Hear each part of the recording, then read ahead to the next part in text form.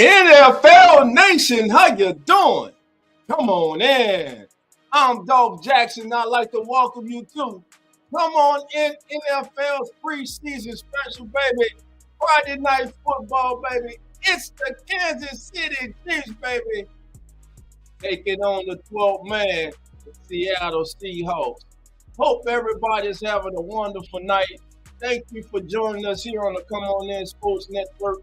If it's your first time, family, do us a favor. Hit that like button, subscribe, and share on all your social media platforms.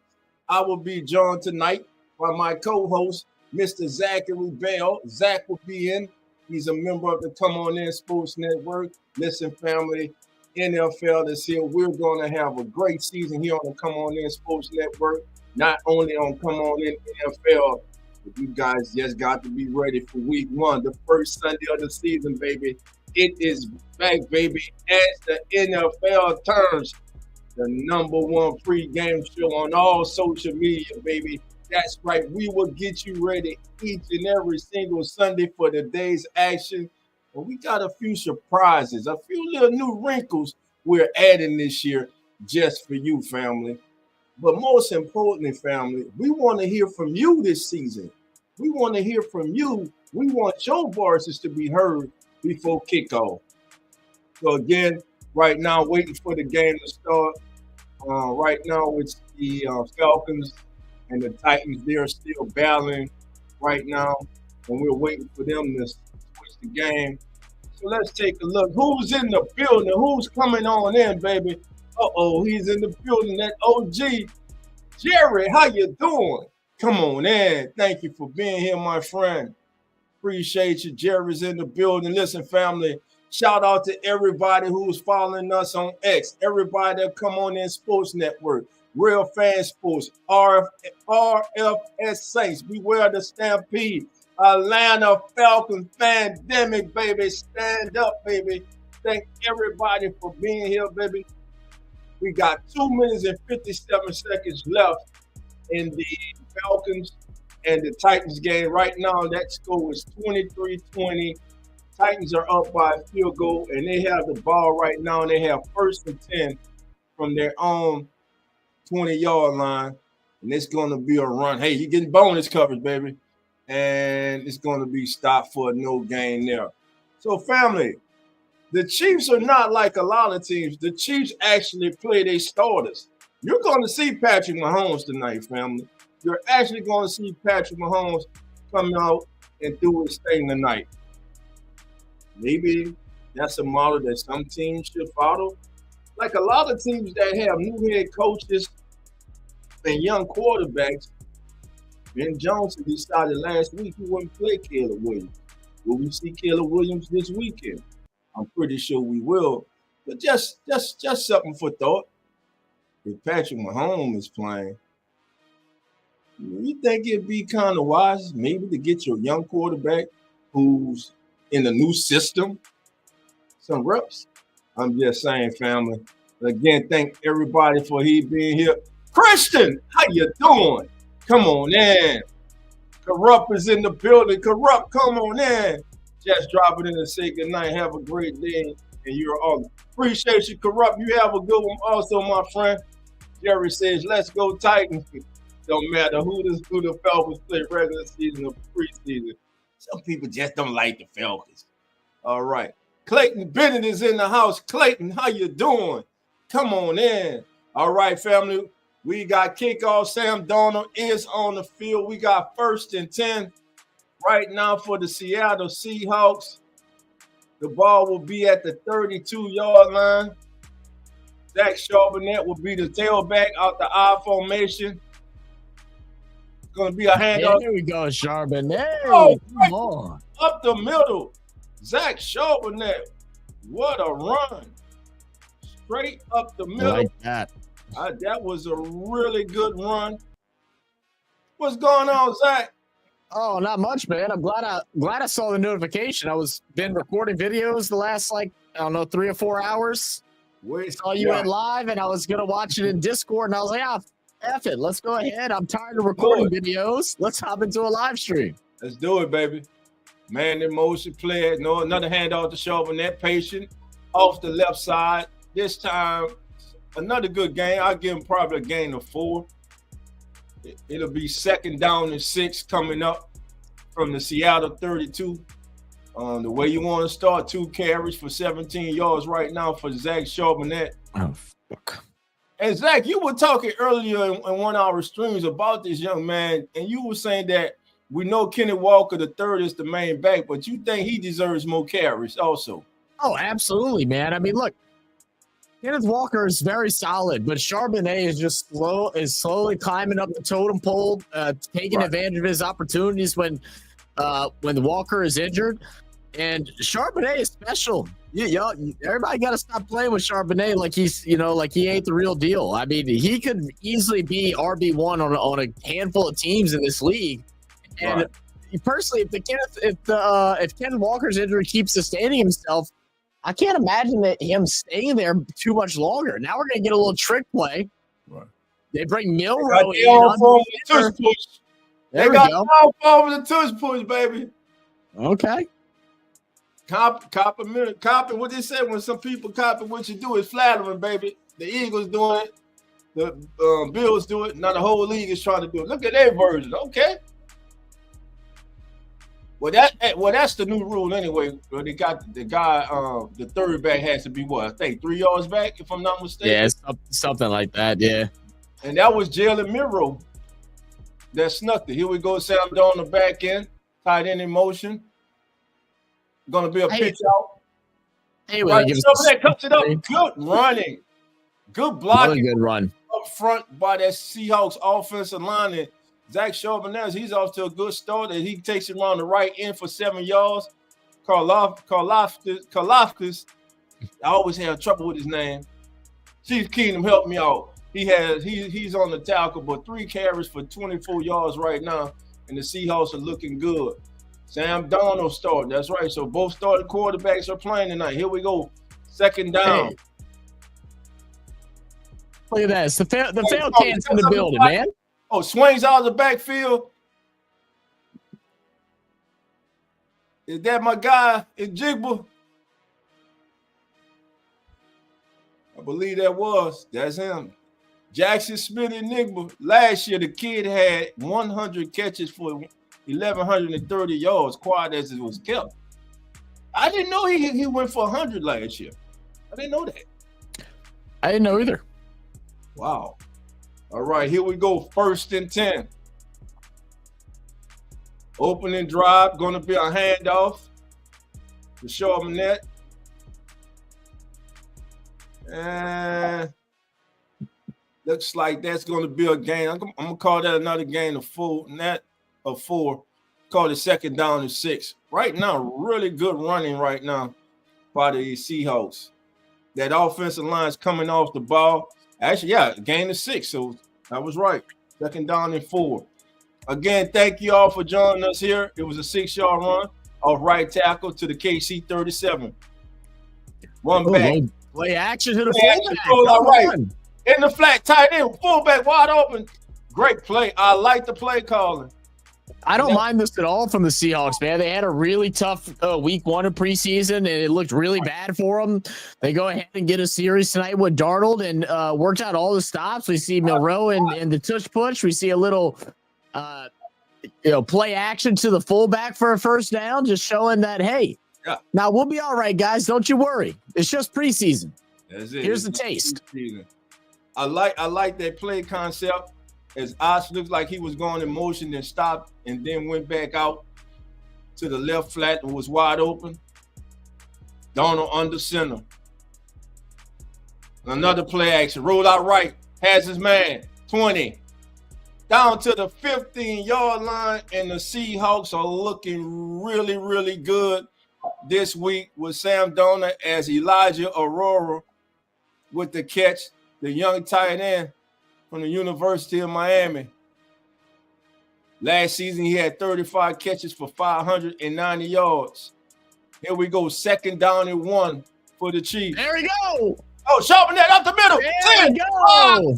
Touchdown, Seahawks. Oh, get ready for a lot of that this year. Get ready for a lot of that this year. Man, listen.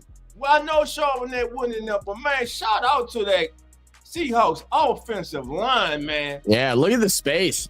It was like the parting of the Red Sea right there. Great open drive. Look at this. I love great pickup there for the tight end as well. Tight end comes into motion. He's going to kick out the end. Oh, yeah. Great. Look at that. Great blocking. Hat on the hat. Man, hell, I could have ran through that. I might not score, but I'd have got close. for that hip go out, I'd have done something. All right. What's good, everybody? I see Jess in the building. What up, Jess? Atlanta Falcons in the building, coming in here with the Aints. Man, shut your ass up, Falcons. Lord have mercy. Y'all better stop it. What up, Jerry? What up, Christian? Man, Sam Donner on that drive, guys, with 4 for 4 for 34 yards.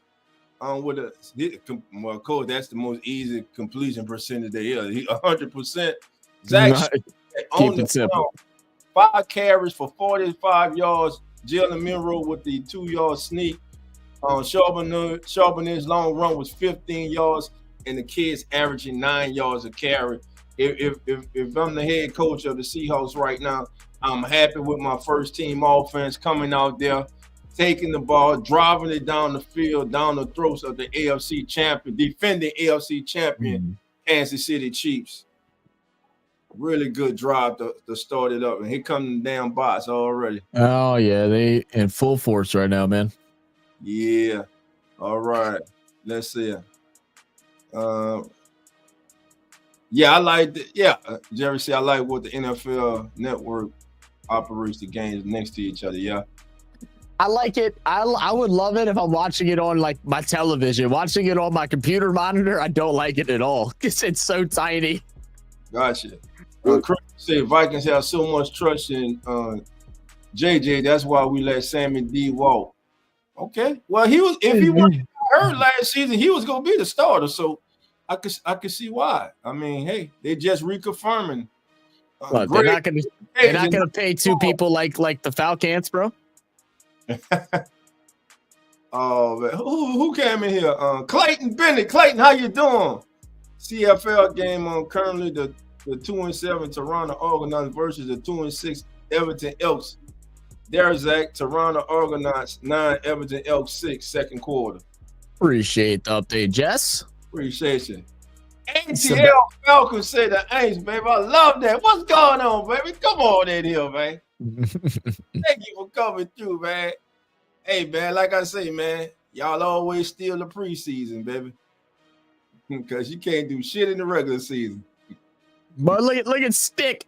Run, Stick. Stick by throwing this up. You know. He's thrown a couple of them. Yeah, you gonna throw something. Oh, yeah, just one. He's had one. You gonna throw something.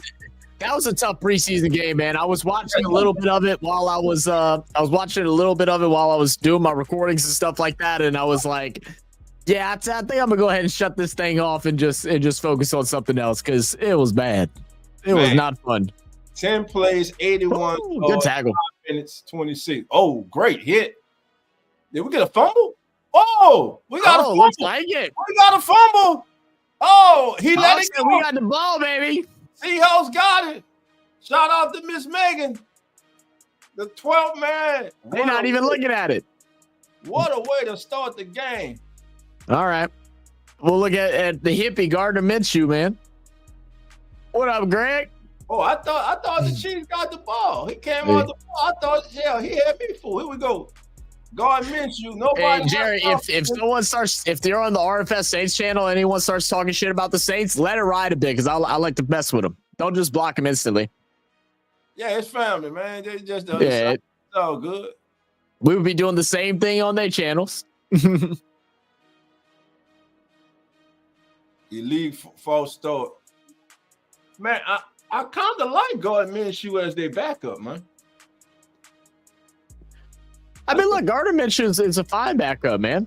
I think that was a real good signing. Cheap, played some starting games before. You know, has got some wins. Why not?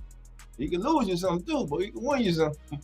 Well, you saw they were trying to like make a whole thought piece about Travis Kelce's GPA on Twitter this week or today.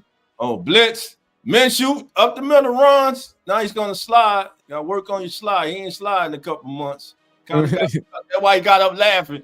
He got up laughing because he knew that was an ugly slide, Gordon. It was a bad slide. It was ugly. He didn't know if he want to drop the shoulder or slide. Over got caught in the middle. Almost took a lick. Gotta be careful with that. Well, here we go. It'll be 2nd down and 10. He got the penalty yards back. Minshew barking out signals. Pachenko offset to the left. Snap is back. Play action pass. Minshew looking. Still no one's open. Now over the middle finds his man. Looks like a gain. I'll say a gain of 7 or 8. I'm gonna call this a gain of 7, and let's call it 3rd down and 3. Let's call it 3rd down and 3 right now. Man, Nick Rory on the stop last year, 88 tackles, 57 solo, 4 interceptions, and 2 went for a touchdown. I was high on that young man coming out in the draft last year. Here we go. Actually, I'm going to get him a gain of 8, 3rd down and 2. Shotgun formation, 3 to the receivers to the left. Now 1 in motion. Minshew look in the flat, got him wide open. Nobody picked up Pachenko. Down the sidelines. Oh, Pachenko, you runs hard on preseason, bro. Like you running through like he's trying to escape from a pack of wolves, man. Out the backfield. Somebody just dropped the ball. No one went with him. Yeah. Look, so that's what it was. Defense communicating and turned his head. Yeah, communicating too slow, and you can't turn your head away from the ball, man. 22 yards pushed out of bounds at the Seahawks 45. Minshew in the shotgun. 4 receivers, 3 to the bottom, 1 to the top. 1 setback. Minshew calls for the snap. It's going to be a handoff up the middle. Let's call for a gain of, let's call it a gain of 2. It'll be 2nd down and 8 for the Kansas City Chiefs. Boyd Mafe on the tackle, Mafe. Last year, 40 tackles, 22 solo, and 6 sacks. Listen, this Seahawks, they got some young talent on this team, man. They do. They got some. Greg said, I hope some wide receiver undrafted come out balling. It would be nice. Carson Steele. I always love to see that, man. 2 carries for 6 yards. Again, Carson Steele, nice cut. Nice jump cut by Carson Steele right there. Yeah. Very impressive. That was a nice jump cut right there. Solid run game from both teams so far. Yeah. And right now, we don't have an incomplete pass in this game. Minshew started 2 for 2. Coach Donald started 4 for 4. Current drive is 7 plays, 42 yards, and it currently took 2 minutes and 53 seconds and counting off the clock. Looking to answer the Seahawks opening drive touchdown. Minshew has the Chiefs down to the 39-yard line. Is that Rice in motion? Wide open pass! Oh, good play! Wow, it's a good play there, but goodness gracious, Thorne's got to know where the space is in the defense. I know they're playing a lot drop back there, but you got to be able to sit in that pocket once you make that turn there. He started running a little bit too far forward. He just needs to turn and sit. Just turn and sit. Yep. Gain of 14 down to the Seahawks 24. Where's my guy Jalen Royals at, man? I want to see him. We got Schuster in motion. They're still again. Oh, good hard running. Good second effort. There's Royals right there, 11. Call it a gain of 6. Jones and O'Connell and Connell, C-O-N-N-E-L-L. Some say Connell, some say Connell. On the stop for the Seahawks. Carson Steele 3 carries for 13 yards so far. And like you said, Jack, both teams right now are having success on the ground. So what both teams did and what the Chiefs are doing now, they're staying ahead of the chains right now. They're having success on 1st down. Yep. Second and 5. Minshew looking right. Look him up. Over the middle. Oh, misses his man. I love how we're starting to see now too, as you know, we're getting into week 2 of preseason. We're starting to see some blitz being hidden. Both sides of the balls opening up their playbooks a little bit.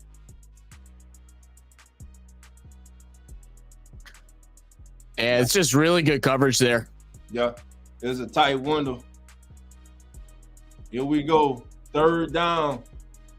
3rd and 4 from the Seahawks. 18-yard line. 7 seconds, 6 seconds on the play clock.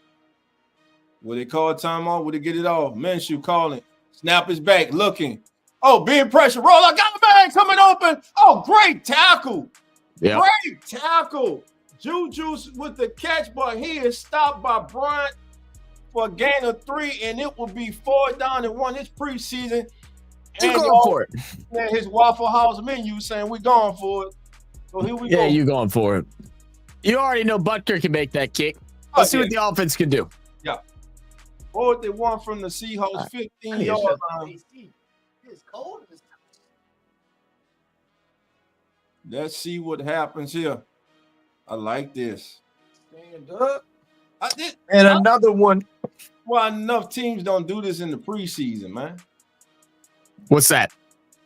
Like in regular season, we know you'll kick a field goal, take the punt. Man, preseason, hell, go for it. Yeah, let's go for it. Okay, now this is what my God, this virtual replay spotting of the ball. It's not that. Now they say it's not a chip in the ball. So how the hell are they doing it?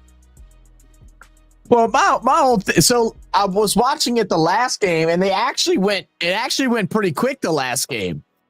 I don't know why some games it's slow and some games it takes forever. Like some games it takes forever and other games it's pretty quick. Last game they had to do it a couple times and it was on the money, faster than you could expect it.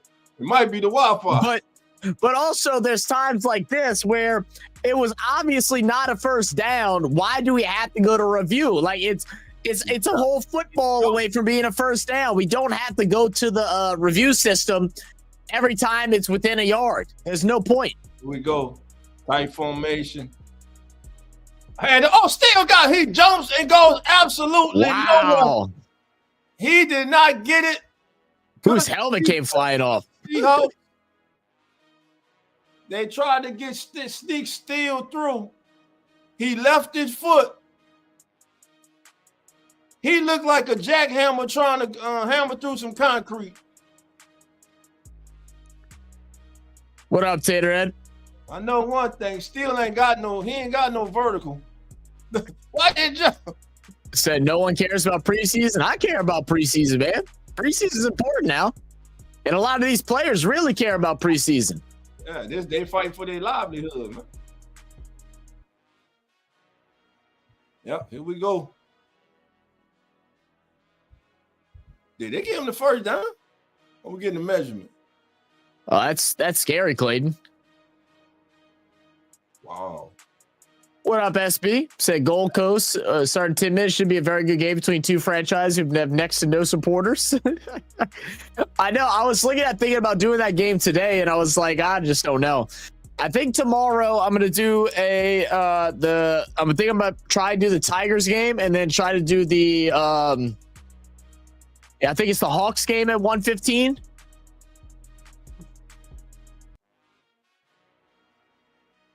If you don't exactly, Jerry. Man, are we measuring or are they giving him the first down? No, Saints play Sunday, Tater. Yeah. This is come on in NFL, man. We cover the entire NFL, baby. Thank you for being here, Taterhead. Ooh, excuse me. What is the delay? I don't know, man. They reviewing the spot for the 50 millionth time. Yeah. I'm hoping that the reason why they're using it so often right now is just to get used to using it. You know what I'm saying? Like, I hope it's a thing that they're doing it just to get used to using it and not. That's the virtual measurement. They're short. Yeah. And this isn't going to be like this every single game. Because we wouldn't even have the chains come out on a play like that. The chains wouldn't even be coming out. Why did he jump though? Well, yeah. Well, with 4 minutes to go in the first quarter, your score remains Seahawks 7, Chiefs nothing. Good stand there by the homestanding Seattle Seahawks Back. as they once again they turn away the Chiefs. But listen, it's preseason. This is the time where you try things like that. You go for it. And hey, you got a coaching, you got a coaching part to take into the meetings. Why this play wasn't successful? You know, what can we do off this play? You know, you can add wrinkles to it, bootlegs, play action, maybe fake it to the fullback and pitch it out to the halfback, call a QB rollout, like I say. So there are many odd things that you can deem from this, man. All right. Hey, Jerry, if you can, man, get them bots out here, man. If you can, brother.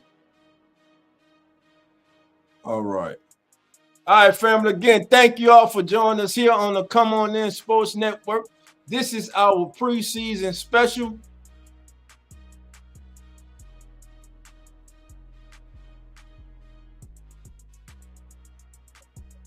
Chiefs take it on the Seahawks. Friday night football on the Come On In Sports Network. NFL football. And don't forget, family, week 1, there will be NFL football on Friday. All right. So let's see if the Seahawks can match that opening drive. It went flawless. They had a short 3rd and 1. They snuck the ball. They put in rookie Jalen Miro, who I'm really anxious to see. He had a good debut last week. Ready to see if that young man could build on what he did last week. And from all indication, word coming from Seahawks camp is that he's had a really good camp. Yeah, it sounds like he's been playing pretty well. It's good to hear.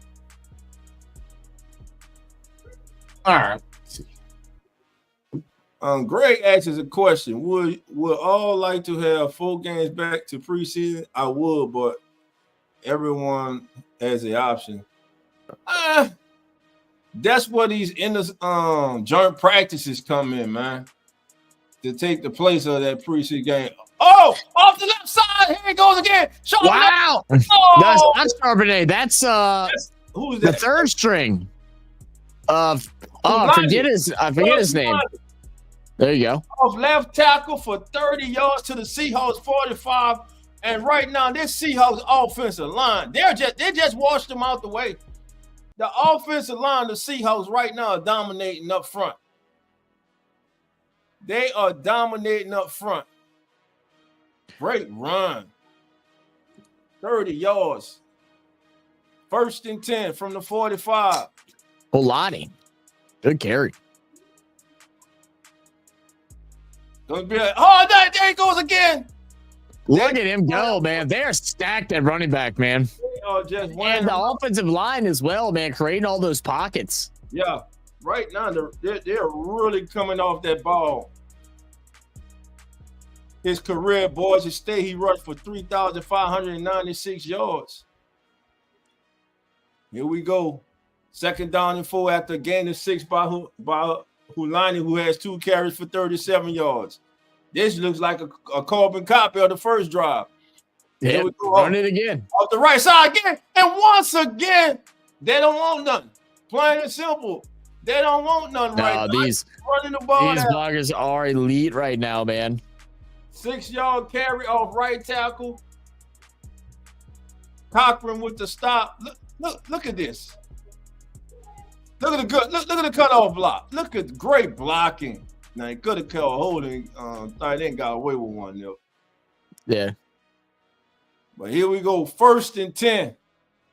Hulani, 3 carries for 43 yards. Back to pass. Don't do it. Now he's gonna stand. That's called that's a 2.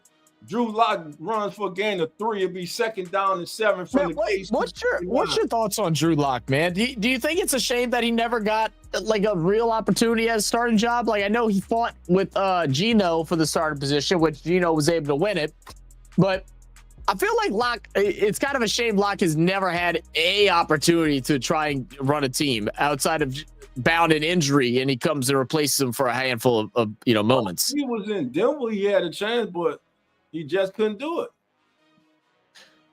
You know, I liked Drew Lock when he was coming out of Missouri. I thought he'll be not a career backup. I thought he was a starter I thought he could be a starter in the league. Yeah. But again, like we always say, man, a lot depends on your circumstances. What team do you go to? You know, are you going to a team that's stacked, that's looking to win now? Are you going to a team that's rebuilding? What kind of system are you going to be playing in? Is your offensive coordinator going to be able to take advantage of the things that you do best and put you in position to be successful? So a lot of stuff goes into that, man. And I mean, look at Geno and look at Sam Darnold, man. It took them a few years before they hit, man. Sam Darnold hit last year, and Geno the last 3 years, he even got him a new contract before he got traded out of Seattle. So it's all about being in the right circumstances, the right situation. And I believe that Drew Lock, man, just hasn't been in the right situation, man. But I believe he's in the right situation now because, listen, Sam Darnold, he did it last year with Minnesota. Let me see you do it now in Seattle. You know, Geno. Well, right now it looks like he ain't gonna have to do much, man. It's just with this run ability, man. If they're able to do this all season, it's gonna make Sam Darnold's job really easy. I hear you say that, bro. He couldn't be the full string there, bro. Yeah, he did not have a chance at them. Hey, they added Sean came in. He had Russell Wilson, yeah. You know, but again, Russell Wilson only lasted 1 year though. So, Sam Darnold would hit, but he was on the Jets. No one hits on the Jets except for Joe Namath. Man, Sam Darnold with the Jets. Sam Darnold was with the Panthers.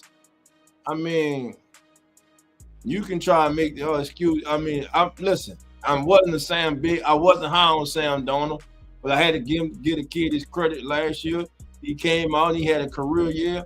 Maybe that was this change of scenery that he needed. That was the right situation he needed. Now you fast forward to this year, he turned that performance into a lucrative contract. Now he's a starting quarterback in Seattle. Last year, remember, he went into Minnesota.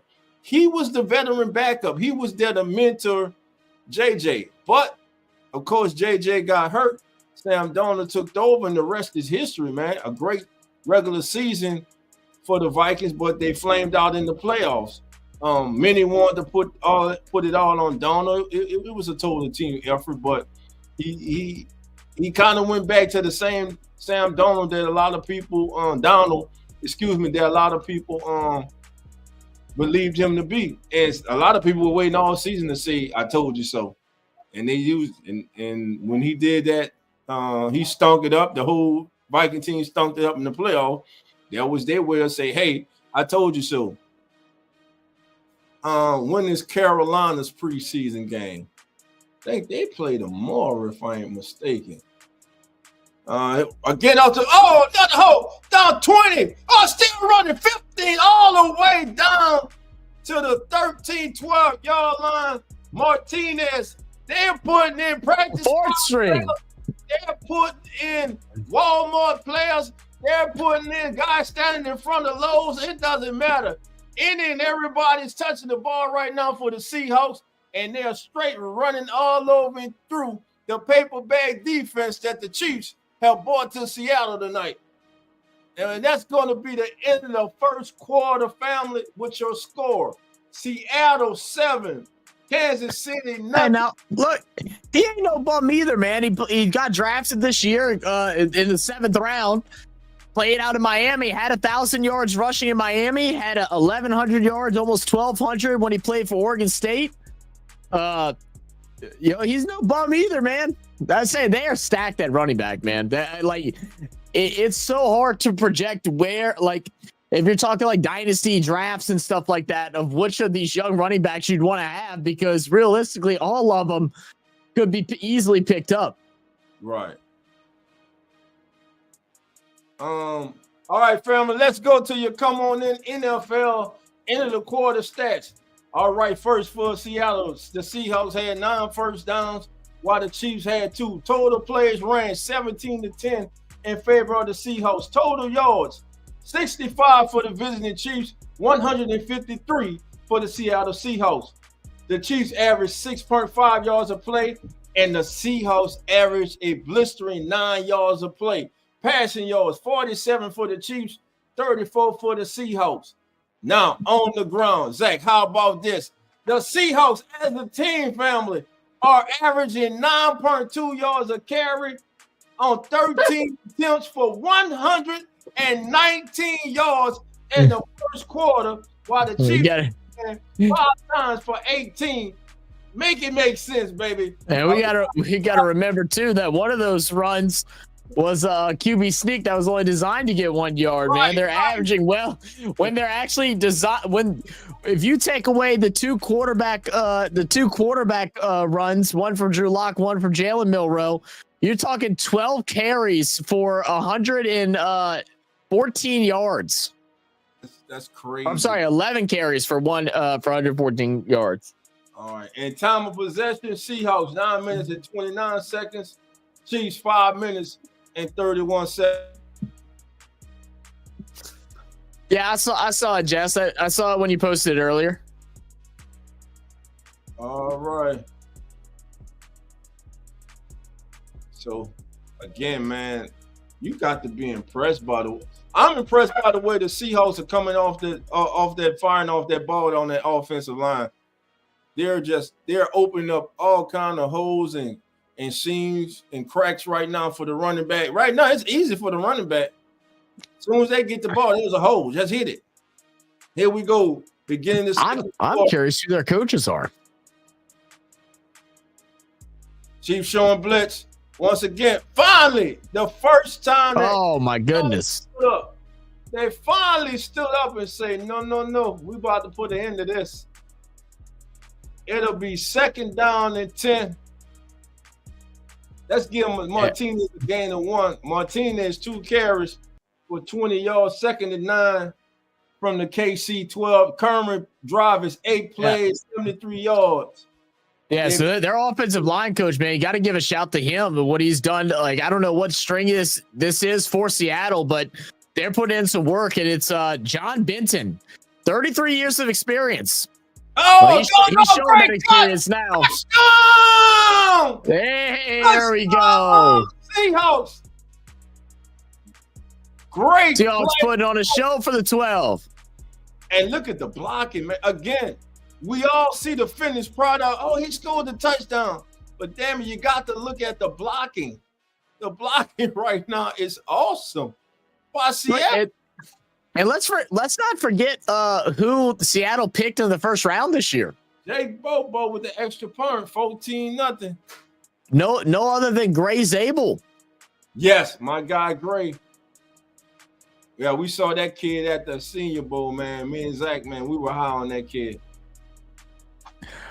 I did see that, Tater. They mistyped the X and replaced it with an S. That was, yeah, they did him down bad on that one. I ain't gonna lie. Did you see that, Dolph? What? During an interview or something, like a post-game interview or a post-practice interview with Michael Penix, the person who was typing up the overlay that comes across with his name misspelt his last name. Instead of Penix, it said penis. Michael Penis Jr. No, I ain't see that, man. Yeah, man. I'm gonna find it. I'll send it to you on X. Oh, man.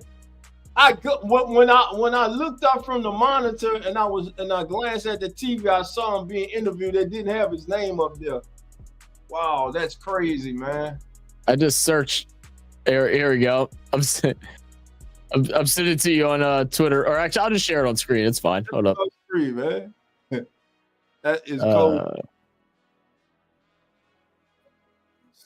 Yeah. So this is what it said on whatever sports network this is. Michael Penis Jr. Somebody getting fired or suspended. Someone is 100% fired, and I'm trying to figure out what WTOC. I don't know what that is. I think that's a local Atlanta. Southeast News Leader. Yeah, so it's a local Atlanta network that did it as well. Yeah, someone getting fired. Someone getting fired. Damn intern. That's tough, man. Oh, that's cold, man. Oh, and you know Twitter, social media gonna just eat it up, man. Oh yeah. They gonna just eat it up. Hey family, there are 73 of us in here. Do us a favor. If you're not a member, subscribe to the Come On In Sports Network for great content like this. We got you covered all season, baby. From the opening kickoff of the regular season, baby, we even starting with preseason, baby, all the way through Super Bowl Sunday, baby. We will be with you each and every week, breaking it down. Oh yeah, man. What the hell is going on there? Get ahead, say no. They're making them coffee personnel. Yeah. Yeah, you on coffee duty now, bro. You not. It's the last time you touch a damn computer in this motherfucking establishment. That's cool. That is crazy, man. We still gonna let you get your experience for college, but that's the last time you touch a computer here. Smithster, how you doing? I'm a Michael Dixon fan. What up, Smithster? And of course, it's raining in Seattle. Hey, when is it not? I don't know, man. And here the kickoffs are we going to return 10, 15. Jam Royals. 25, 30, 35, 40, Royals. Oh, go Royals. Oh, come on, man. Oh, you could have made the team. You let the kicker stop you. Oh, stop playing. Jam Royals on that fucking team, but golly, you got to bring it to the house, brother. You got to take it to the house. I just need to see a second gear. Just why do you hesitate? Just pick one way. It's a kicker. Why are you trying to shake a kicker? Run through his ass. Come on, Jalen. Oh man, they go eat him. Come on, Jalen. They gonna eat him up, man. You got to tackle by the kicker, man. Shut up. Don't see. He better not talk no shit at practice this week. Don't say nothing. Just go out and work. Don't say nothing in the meeting room either. You know the veterans, they gonna be riding them in the meeting rooms. Oh yeah. Looks like we got a false start here. Lord. No foul. Okay. Kyle's doing good. She's taking a shower right now. Preseason for the reps too. Here we go. 1st and 10 from midfield. Minshew still the quarterback. See if they'll stick with the run with it raining, or if they'll let Minshew sling the rock. Oh, all good cut. Good move. Good run. Rashard Smith with the carry for 12 yards. The rookie out of SMU. Yeah, that's right. Rookie out of SMU. Down to the 38 of the Seahawks. Phew. Now listen, the Chiefs moved the ball on their first attempt. Now they just got stopped on the 4th and 1. Yeah. 13-36 and counting. Minshew on the center. Handoff. They are giving Steele some work today, baby. Oh yeah. Steele is getting some work. Said, I'm teaching my nephew to be a punter. He's got a booming boot. I hope he can get a college scholarship.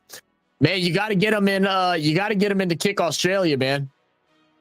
Every punter like going into college right now have done work at Kick Australia. That's good, man. Here we go. 2nd down and 6, and still gets a gain of 4.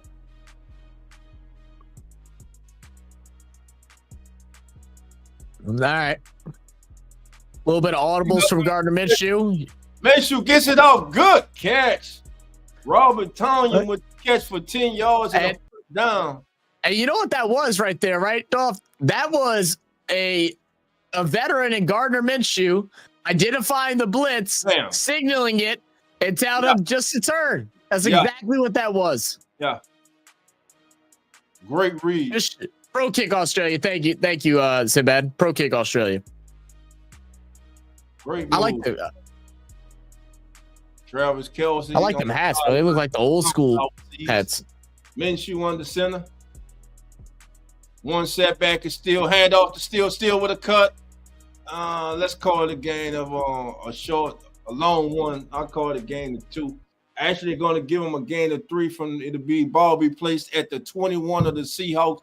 It'll be 2nd down and 7. Current drive, 4 plays, 29 yards, 2 minutes and 8 seconds and counting for the Chiefs. 11:48 to go on the game clock. This is your come on in NFL preseason special. The Kansas City Chiefs taking on the Seattle Seahawks. Gardner Minshew barking out signals. 3 receivers to the bottom of the screen. Tight end up high in the slot. Minshew overlooking the defense. Now calls for motion. They're into a bunch formation. Looking right. Avoids a sack, and now it's going to throw the ball away. Now the veteran he kind of stared to the right too long. You can tell where he wanted to go. And by the time he came back across the field, he almost got sacked. He just avoided the sack. So it was incomplete to the right. It'll be 3rd down and 7 from the Seahawks 21. Depending on if you don't get the first down here and you're close, hell, go for it again, Andy. 3rd down and 7. The 12th man is in regular season form. They hard for Minshew to hit. 3 receivers to the top of the screen. 1 setback. Minshew coming back. Oh, we're going to have a flag. Pass interference. Yeah, pass interference. Pass interference. Stop it. Man, stop. I don't know what you can call. I mean, like it could be ruled uncatchable, but at the same time, you ran straight into him. Like it has to be some type of penalty there. Yeah, it has to be. Yeah. Yep. That's a stupid play. Okada. That's pass interference, son. First mistake there from the Seahawks, man. Oh yeah, man. That's all. Yeah. What are you? Let's see. Christian said Australia have the best punters. Well, you know what it is, Christian, is because y'all grow up practicing punting the ball y'all's whole life, and then all of a sudden the punters that realize they're scared to get hit, they're like, you know what? I'm done playing AFL. I'm gonna just try to punt the ball for the NFL. That's what they doing. 1st and goal. That don't sound good, Jess. I mean, for the Chiefs, it's scrimmage from the 6-yard line. Shotgun formation, tight end in motion. Going to be a handoff. Right side. A delayed handoff. I was going to push the let's see. Let's call it a gain of 3. Who's the running back there? Mitchell. I'm not sure. Mitchell. Yeah. Mitchell from had a good couple years over in San Francisco. Has dealt with several injuries. He's still a very good back, but just constant injuries, man. All to his knees as well. Physicality like Pachenko brings when he runs the ball. But man, they are heavily featuring Steele tonight. Steele with his 7 carry, and he's going to get keep his legs moving. Great. That's how you do it. That's great second effort. But still, it'll be 3rd and goal from the Seahawks 1 as he gets a gain of 2. Cannell and Toole on the stop for the Seahawks. Carson Steele tonight, 7 carries for 22 yards. He's done all the work. Give it to him again. Yeah. Give it to him again. Yeah, man. Reward. Thanks for your update, Jess.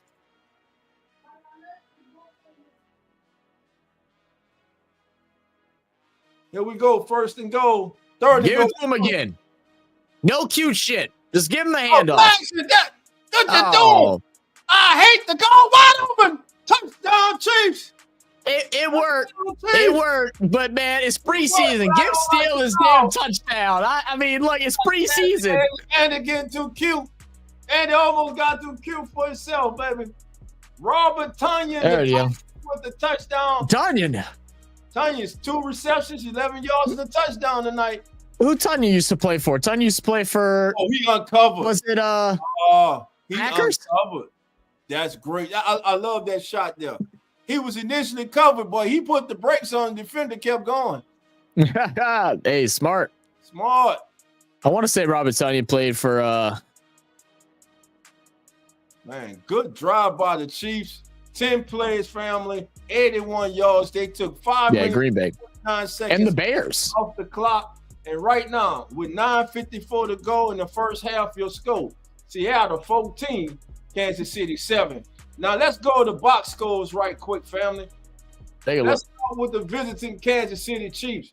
Right now, Gardner Minshew, who started the evening, is 7-9 for 70 yards. He is averaging 7.8 yards per completion. He has 1 touchdown, and he has a QB rating right now of 136. Carson still leading the way on the ground, 7 carries for 22 yards. Gardner Minshew 1 for 5. Elijah Mitchell 1 for 3. In the passing game for the Chiefs, Isaiah Pacheco 1 catch for 22. Tyquan Thornton 1 for 14. Brashard Smith 1 for 12. Robert Tonyan 2 for 11. Of course, he just caught the touchdown to draw the Chiefs closer. Jared Wiley 1 catch for 8. And Juju Schuster 1 for 3. Now for the homestanding, Seattle Seahawks. Sam Darnold has gone 4 for 4. He led a touchdown drive on his opening drive. He did throw a touchdown, but he was efficient on the drive. Again, he finished 4 for 4 for 34 yards. Drew Lock came in to replace him. He's in now. He's 1 for 1 for 12 yards. He hasn't had to do much because right now the Seahawks rushing game cannot be stopped. They're literally just running all over, around, and through the Kansas City defense. Now, on the ground, pick who you want right now. George Alani, 5 carries for 49. Zach Charbonnet, 5 for 45. Damian Martinez, 2 for 20. Drew Lock, 1 for 4. And Jalen Milroe, 1 for 2. They have rushed for 120 yards in the first half. Now, as far as the passing game goes, Robbie Outs, 1 for 13. Jay Bobo, 1 catch for 12 yards, but that 1 catch went for a touchdown, baby. If you want 1 catch in the game, make it count. Elijah Roy, tight end from the University of Miami, 1 catch for 9 yards. Jackson Smith-Njigba, the man, the myth, the legend, the growing superstar, 1 catch for 7 yards. And AJ Barner, 1 for 5. And that is your official up to the minute box scores brought to you by the Come On In Sports Network. All right, family. Shout out to the Nola Chop Podcast. Kai, the great. How you doing, brother? What up, Kai? Come on in. All right, family. 8 plays, 50 yards, 4 minutes, 22 seconds off the clock. And the kick is away. And we're going to see a lot more kickoffs this year. Because 25, because of the new rule, the touchback now comes out to the 35. No, the touchback comes out to the what? The 40, right? Zach, if I am mistaken. The new rule. They changed it so much now. I don't know what it is now. Let me look it up. I believe if you take a knee, it comes to the 35. If they kick it out the end zone, it comes to the 40, if I'm not mistaken. Bruce Saint, how you come on in? Drew Lock back. 30, it says 35. Over the middle, wide open. It's going to be a first. It used to be the 30. Now it's the 35. It used to be the 30, and now it's the 35, Dolph. So if you kneel it down in the end zone, it goes to 35. But if they kick it out the end zone, it goes to the 40. If they kick it out of bounds, it goes to the 40. Yeah, right. Out the back of the end zone. No. Out the back of the end zone is still considered a touchback. That's still 35. If it's kicked out of bounds before the end zone, so at the 1 yard line, he goes out of bounds at the 1 yard line, then it's the 40. Martinez off the right side. Another good run. For 7 yards, 3 carries, 27 yards tonight. What's good, Brute? For Martinez. Brute Saint in the building. How you doing? Come on in. Matt Breida ends his NFL career. Oh, he's too retired, Matt Breida? Okay. I mean, he's just probably so far down the totem pole, man. Somebody, I just saw something on Twitter. I was looking at some stuff, and Andrew Hawkins put out a tweet saying, gonna come back. Saying this is the single best season of offense by any quarterback in NFL history, talking about Lamar Jackson's season last year. And someone tweeted at him saying, yeah, not true. Tell me you just started watching football. 2013 Peyton Manning was on a different level. And Andrew Hawkins replies back, I was in the NFL in 2013, jackass. Oh, man. Another run, but I think we got a flag on the player. Looked like it was holding. Yeah. Holding on the Seahawks. Cook with the hole. It'll move the ball back to the 46. Again, thank everybody, whatever platform you're on, for joining us tonight. We really appreciate you. We need you to do us a favor, though. We need you to hit that like button and subscribe. 8 minutes and 30 seconds and counting. Drew Lock comes out in the shotgun. Reposition his tight end. Snap back, looking right. Delayed handoff. Look, dance in the backfield. You can't dance. It's the NFL, baby. You can't dance. The delayed handoff is the worst play in an NFL playbook. Jacoby, I can't stand it. How many running backs have they used? No cap. What's good, baby? Man, how many damn running backs did they use tonight? If I'm not mistaken, They're using all of them, man. That's about the 5th running back we done saw. Yeah. It is the 4th running back, and they didn't use Kenneth Walker as their starter. So yeah, they got some depth back there. Oh, over the middle, great completion. Pass by Drew Lock. Wow, what's some zip? Man, that might be the best pass I see him throw. He's thrown since he was at Missouri. That's a hell You ain't lying. God damn, Drew. Let's see. Blitz coming, steps. Man, that's a hell of a throw. Sinbad, so you decided you're a Seahawks fan? Is that what's going on? As opposed to some fans, you can tell Seahawks fans the truth? One catch. Oh, is that what you think, huh? 14-yard game. Let's see. No Cap had a question for us, man. He said, Shuck/Ratch play good, we good. They do bad, we get a high pick and loaded quarterback class. It's a win-win. Still have to see if Kellen is in fact the guy, but I'm excited to process unfold. I'll tell you what, I've been very happy with what we see, at least through training camp, from what we've seen out of Kellen Moore. Obviously, training camp don't mean jack all, but as compared to Dennis Allen and how he ran practices, it seems very good. So Martinez on the carry for 4 yards, bringing up 2nd and 6 from the 38-yard line of the Chiefs. Martinez again up the middle, going to be held up. Whistle going to be forward progress stop. Gain of 2, looking at 3rd down and 4 from the Kansas City 36. Clint Cook, all new offensive coordinator. First season with the Seahawks. Last season, he was in the Big Easy, baby. Started off a house of fire the first 2 weeks, and then the offense got predictable. Let's see if we can change things up in Seattle. Here we go. Big 3rd and 4 here. Maybe it's 2 down territory. 5 minutes and 50 seconds and counting. I know. Drew Lock back under pressure. Steps up, got a hole. Got a line. Drew to the 25, 20, 15. Come on, Drew. 9, 8, down to the 5-yard line. Drew said, I want to run too, bro. Everybody else running. Why can't I? Oh, 30-yard gallop by Drew Lock. But that was the slowest ass hesitation move I've seen. Hey, watch Drew with the hesitation here. Man, what the hell was that? You should have just kept running. Just kept going, yeah. Why you hesitating, Drew? He probably could have made it to the end zone. He just kept rolling. Yeah, man. First goal from the Kansas City 6-yard line. We got a player down. Unfortunately, hate to see this at any time during the season. Who is that?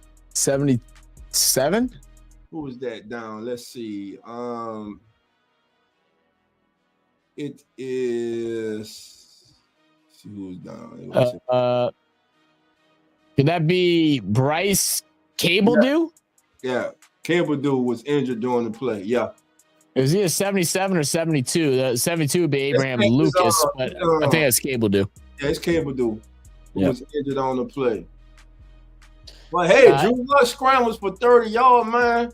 And right now, every time the Seahawks have touched the ball, they've entered the red zone. Yeah. Yeah. Let's see. Sinbad said 45 years, maybe a quiet decade or 3 in the middle. Oh, okay. All right. Okay. Sinbad, I see you. So you rocking with, you got the Seahawks as your team. Okay. Seahawks are just one of those teams where it's like you just don't really know what to expect from them. I mean, their division isn't necessarily strong, with especially with the Rams injuries with Stafford and all the bullshit that's going on in San Francisco. Man, but that defense, bro. Yeah. That defense and that young defense with the Rams, man, that defensive front, they gonna be a problem. Yeah. And listen, if they could have found the way to block the big the kid for the Eagles from Georgia, who they couldn't block, who won the division game for them last year. Help us out, Chad. Y'all know who I'm talking about. I know exactly what you're talking about, and it's pissing me off. The Rams could have blocked him. I'm telling you, the Rams was gonna win that damn game, but they just couldn't bug them. Talking about Jalen Carter or Nolan Smith? Okay, Nolan Smith. They could not. Was it Nolan Smith? No. I thought Nolan Smith or Jalen Carter. Jalen Carter. It was Carter. Carter. Okay. Yeah, they couldn't block. I mean, like half their defensive line, or over half their defensive line, is Georgia players. So yeah. And they got another Georgia player this year, if I ain't mistaken. They got another Bulldog. Sinbad, doubt I'll be drafting the Seahawks next week. Here we go. Martinez, the setback. Seahawks come out. 12 personnel. Lock with a fade. Great play by the corner. That's a great play. He was looking for Torrey Horton, but broken up by Johnson. That was a great play by the corner. He didn't panic. Watch this. Oh, yeah, man. Took his hands and went straight through the receiver's hand. Great play by Johnson. 2nd and goal from the Kansas City 6 for the Seahawks. I formation. Lock, gonna hand off to Martinez. Martinez makes a man miss in the backfield. He's gonna be push ahead. Let's call it a gain of 2. It'll be 3rd and goal. Actually, let's call it a gain of 1. 3rd and goal from the 5 for the Seahawks. And we got 4 minutes and 54 seconds and count.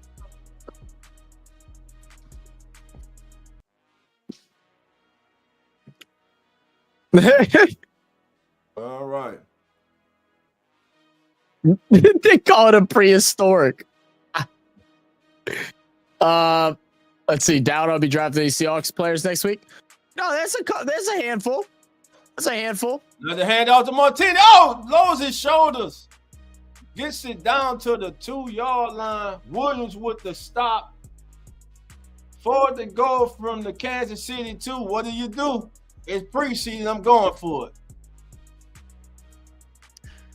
Good tackle. Yeah, you're right. You're right, SB. I know nothing about the NFL facts.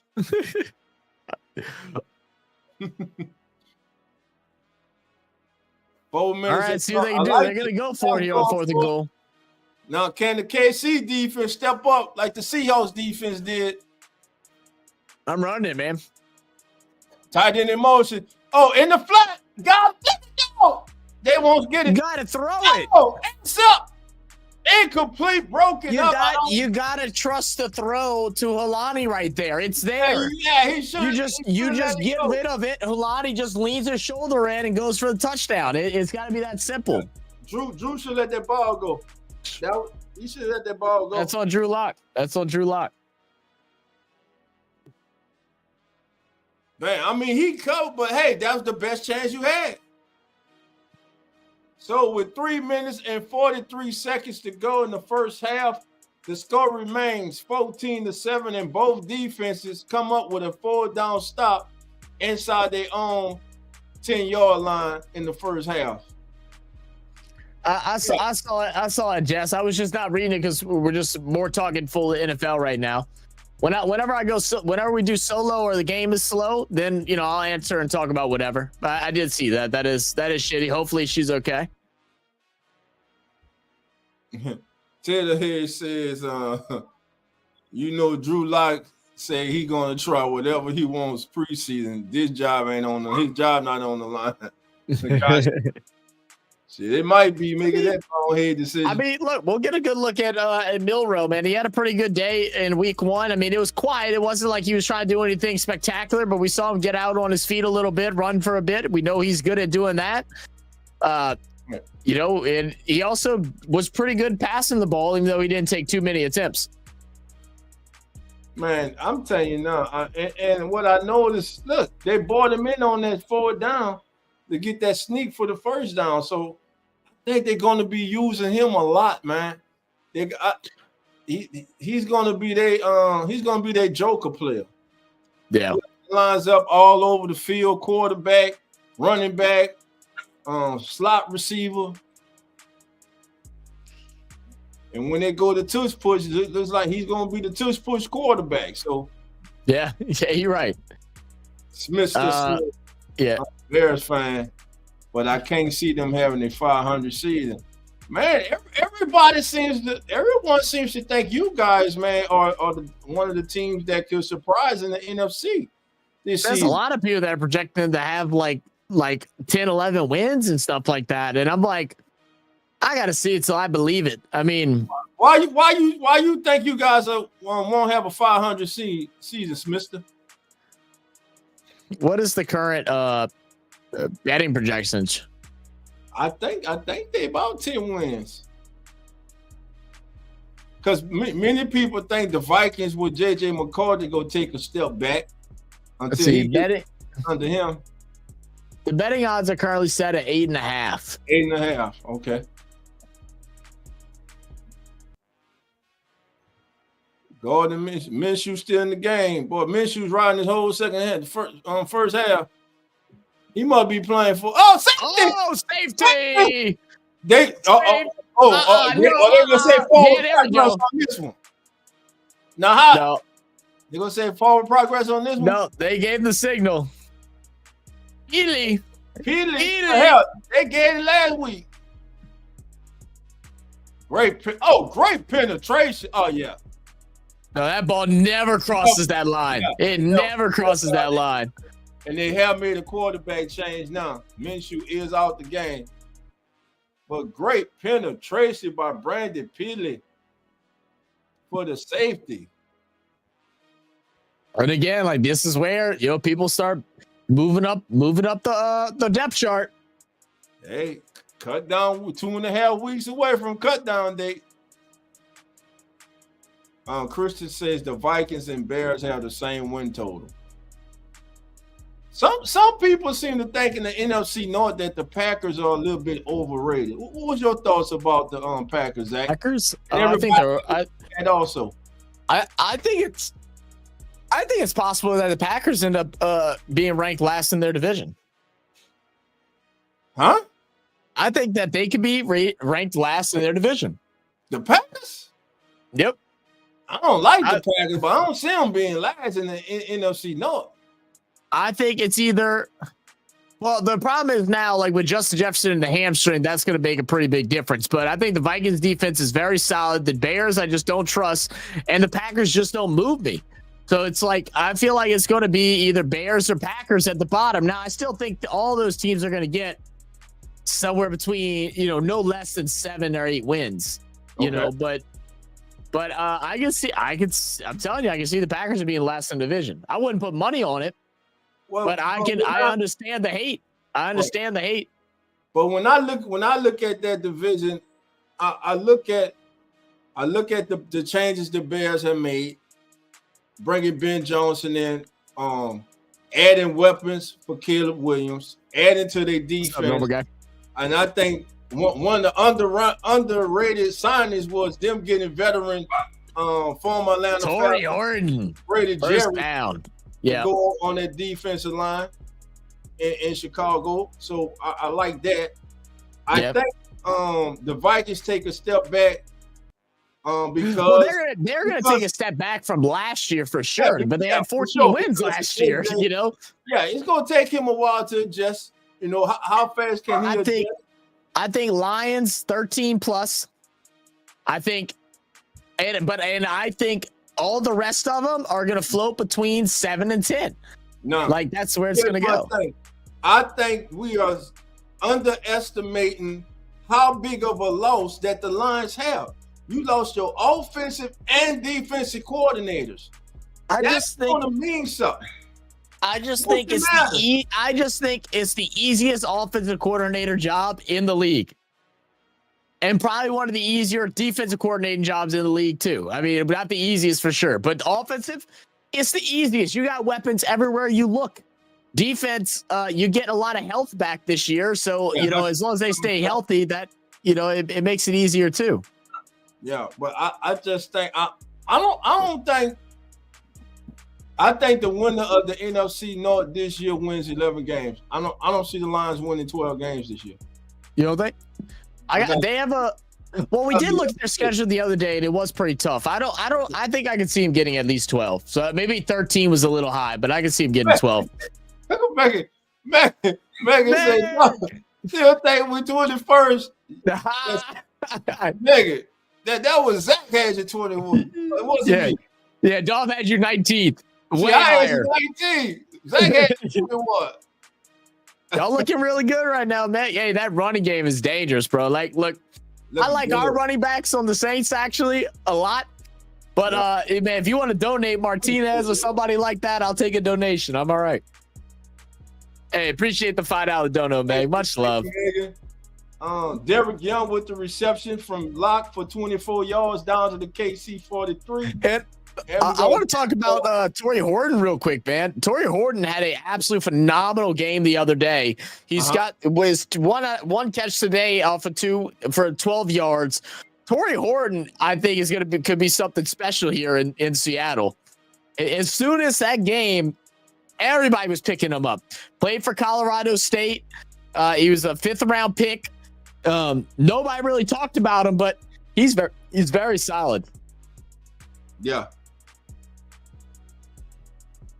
Man, thank everybody for joining us on this special. Come on in, NFL preseason special. As we have reached a 2-minute warning with your score, Seattle 16, Kansas City 7. It'll be 1st down and 10 from the Kansas City 43 when we resume play. I'm DOLPH Jackson of the Come On In Sports Network. And I threw it to Zach. Oh, my bad. I was distracted. I'm Zach, man. From Real Fans Sports RFS Saints. God damn it. I did. A spiral right there in the bread basket. You dropped the damn ball, baby. Man, it was almost as bad as when Seattle decided to throw the ball instead of running up the middle with Marshawn. Said the issue is they got Cooper Kupp. Look, the thing is with Cooper Kupp, like I've said this several times. I don't understand the addition of Cooper Kupp for Seattle. Cooper he plays his best at the slot. He's not going to be able to play slot on this team. And hey, Megan, I'm gonna put the link in. Come on in and get it. I want to ask you a few questions about your host, baby. Come on in. I gotta run to the restroom real quick. Okay. I drank 1 beer and it's still dang it. Well, you got too young to have a weak bladder, man. All right, family. I'm putting the link in the chat, family. Anybody wants to come on and talk with me and Zach. Megan, I put the link in the chat. Come on in and let us know what your thoughts on your Seattle Seahawks. Again, we thank everybody for joining us tonight on the Come On In NFL preseason special, as we're being joined by Miss Megan herself, the 12th man. Megan, how you doing, darling? Good, Dolph. I am actually modding another stream, so if my eyes are moving, I am modding on our Hawks stream. Okay. So what up, man? What's your thoughts tonight? What do you like about your Hawks tonight? It's raining, they're running, we're winning. I'm all in on Sam Darnold, USC, love him. this is not my team. Like, they're wearing the blue and green, and that's like, who the F are these people? I am loving what I'm seeing, but as I said on our Hawks Nest stream, my concern is this is preseason only. This is not what we'll get. I mean, I'm hoping it is. I'm loving that the 12s are roaring. Kurt Warner raised the flag for us. I've always loved him. But I'm concerned that this is not what we'll get. Right, when the regular season starts. Well, I mean, that is also true, but there's the things that preseason I think that are very that transfer into the regular season is offensive line. And y'all's offensive line has been absolutely dominant in this game, both in run and pass protect. And those things translate from preseason into regular season. Right. Yeah, I think they do. But the fact, I was saying it on another stream a couple of days ago, the fact we only get 3 preseason games to be ready for the 49ers in week 1 at home, granted. Y'all might beat the 49ers. Yeah, I mean, the 49ers are not especially the 49ers. Week 1. Well, we get them week 1 and week 18, so we start and end. But my concern is... when the NFL does that. Well, no, I kind of like it because, okay, they beat us at home, we beat them at home. Boom. Right. I love that I love playing at Lambeau in August instead of December. I will not hate that. But my concern is that our starters won't be ready. I mean, we've seen flashes of, Torrey Horton, Emon Warrior, or as we call him, He-Man Warrior, because we can't say the name in a hurry. Those type of things, which is really pleasing. But I want to... my friend Brandon was at training camp and he said they're all clicking in, but that's training camp. It's not regular season. It's not traveling. It's not starters. And that's what concerns me is our starters won't be as ready as we hope. I mean, I'm loving what I'm seeing. Loving the 12s roaring. I mean, I've got my 12 shirt on today. I don't know, Dolph, but I am holding receipts, brothers. I have got give us some surprise players from Seahawks camp. Some kids that we don't know that have stood out. Well, Torrey Horton, I think, is the big one. Damian Martinez. I love Damian Martinez because he's looked good tonight. Damien was my dad's name. Emon Warrior, I think, is going to be spectacular. I think Robbie Oots is one to watch. We're all, doing like dubstep whenever he plays. Yeah, exactly. My friend Brandon's actually got a sound bite that he plays. That's awesome. First down, folks. Derek Young, 3 catches for 52 yards tonight. Good first half for the young man. I feel like the Seahawks have done a really good job at just like really spreading the talent around. And, it comes from these guys getting open and a clean pocket to give these boys options and stuff. But, I think also, getting everybody touches and stuff, giving everybody their reps and opportunities to shine. Yeah. I think your Saints are going to regret letting Kubiak go. I mean, we're already saying, look at the change in 2 games. Okay. And I'm like, the Saints are going to hate us. I'll talk to you in December, okay? But what I mean is, talk to me. He coaches a really good first half. I'll tell you that. That was going to be my next point is, first half is brilliant. 14 unanswered, 81-yard drive, first go, and that's the thing. Half of a real game that counts. Is it going to be consistent? And my concern, it's not a concern, but in the back of my 12's brain is probably not. And I think Clint Kubiak is a very good offense coordinator. He has a really good mind for the game. He's very creative and stuff. But like, what killed me every game last year was first half. Touchdown! It was like, great catch! Wow. Is that Bobo? Number 19. Oh my God, Bobo. Bobo, Bobo. all the time. Great catch. It's a great pass as well from Drew Lock. More Bobo, or Hey, Mo, Bobo. Mo Bobo, Mo money. Oh, man. Mo money. I like that. I like that. I can't claim that somebody in our How chat. punch the ball. Man, look, great ball placement by Drew. Yeah, Lock. that's a great pass. Yeah, I have to say, But yeah, with the whole Clint Kubiak thing it was just first half looked great. In the second half, it was like all the creative plays went away from him, and then it became very boring, lackluster, and predictable.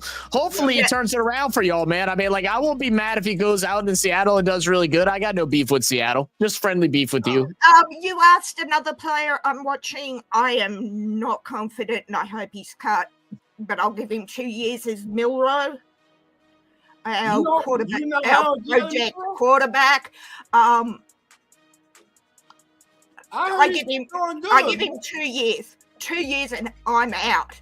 Because of course, if you've got Sam Darnold, he's going to be behind Darnold and Locke. So that's okay for this year. But I keep hearing how good he is. I keep hearing how good he is. And admittedly, he is a rookie. So, as I said, I'll give him 2 years. Right. But I did not like the pick. I'm willing to own it if I'm wrong. And in 2 years, he comes out and is, Russell Wilson. Right. What round did y'all get him in, Meg? Do you remember? Oh, God, I'd have to look my notes. Let's see.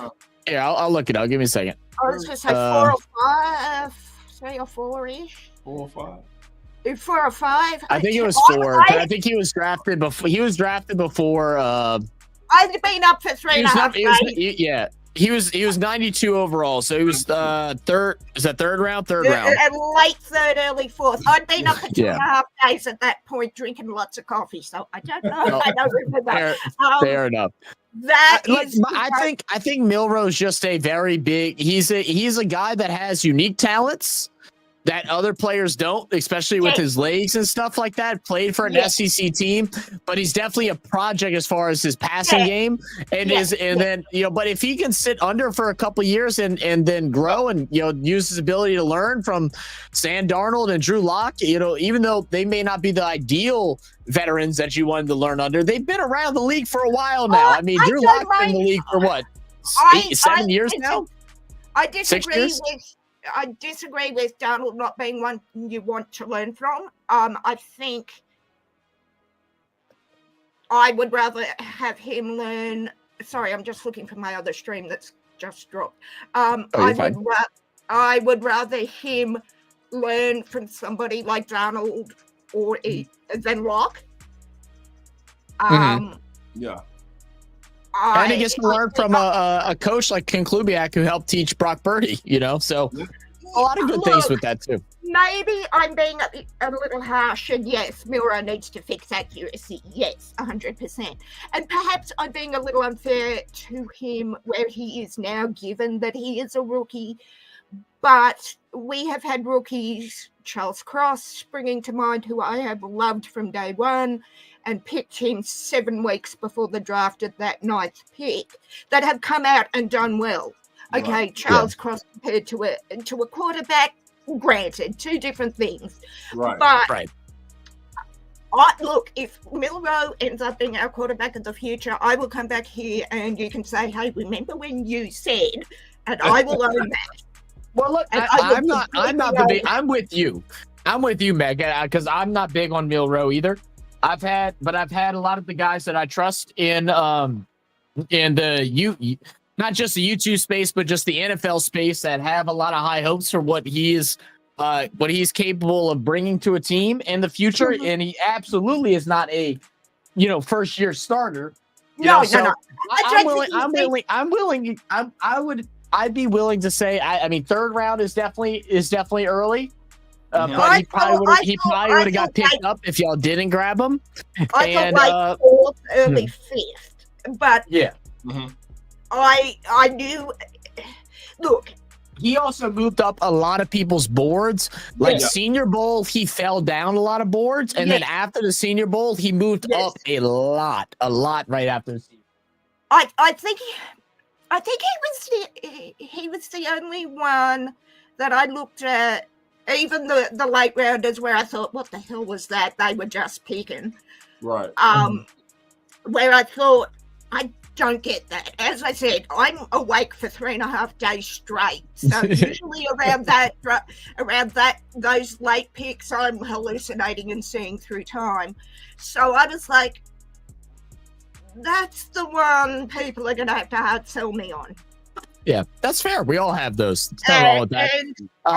What up, T Dirty? How you doing, T? Said, what's that, Megan? What's that, Blaze? Hey, Jerry, no cap. T Dirty in the house. T Dirty, I was Jerry, what stream was it that I was watching the other day that T Dirty was on? I saw you on some stream, and I was like, it popped up on my For You page or on YouTube, or my home screen on YouTube, and I was like, is that Dirty? I was like, oh shit, let me go pop in there and say what up. How you doing, man? But look, I'm always open-minded with rookies because I think we could see something now in preseason. They play a few snaps at training camp and then blow you completely off the field. And Charles Cross has been the only rookie in the last 5 years I've gone, this is what we're going to get. Gotcha. I hope Milroe proves me wrong, and if he does, as I said, I will come back and say, hey, remember 3 years ago when I said this guy was a piece of... Well, I'm going to call you. Yeah. I'm going to call you. Call me out on it. Because... I'm going to send out an APP. And by the end of the season, when they got 7 wins, 10 losses, and I got them ranked at 21, I'm going to give you a call too. Oh, I'm already holding receipts when I go, hey, listen, idiot, who just won the NFC West again? I know where to find you, don't forget. But, I know. I'm not hard to find, Mac. I'm not hard to find. Yes, I think unfair to Taysom, but probably. Yeah, but if he could be a Taysom Hill that could throw the ball better, that's a fucking draft pick. I mean, that's a home run. That's a home run. Yeah, it's a home run. Look, he does have shoulder issues, which concerns me for a QB. I'll be right back. I don't know, Dolph, to answer, but I love our O-line, love our D. Yeah, I've been very impressed tonight with that offensive line from the opening snap. And no matter who they put back there tonight, they've had lanes to run through. Hell, they've been getting to the second level of the defense before they even got touched. So kudos to the offensive line firing off the ball. And from the looks of it, was that the starting offensive line tonight for the Seahawks? I believe it. Because Sam Darnold was in there, so I'm assuming. Yeah, Sam was starting just for him to get a feel of Lumen. Yeah. Yes, it must have been. I can't. Sorry, Dolph, I'm half asleep, so I can't. I understand. Well, look, Megan, I appreciate you for joining us and informing us about your Seahawks. Thank you for having me. Oh, look, you family. You always welcome. All you gotta do is just pop in anytime.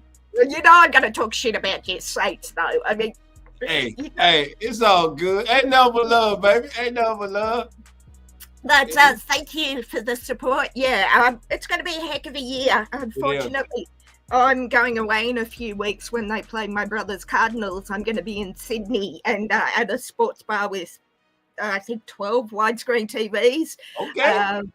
Yeah, so that's going to be fun. But yeah, look, I just really want regular season to start. I mean, preseason, yeah, it's great, but it's August. I'm watching baseball. Half watch.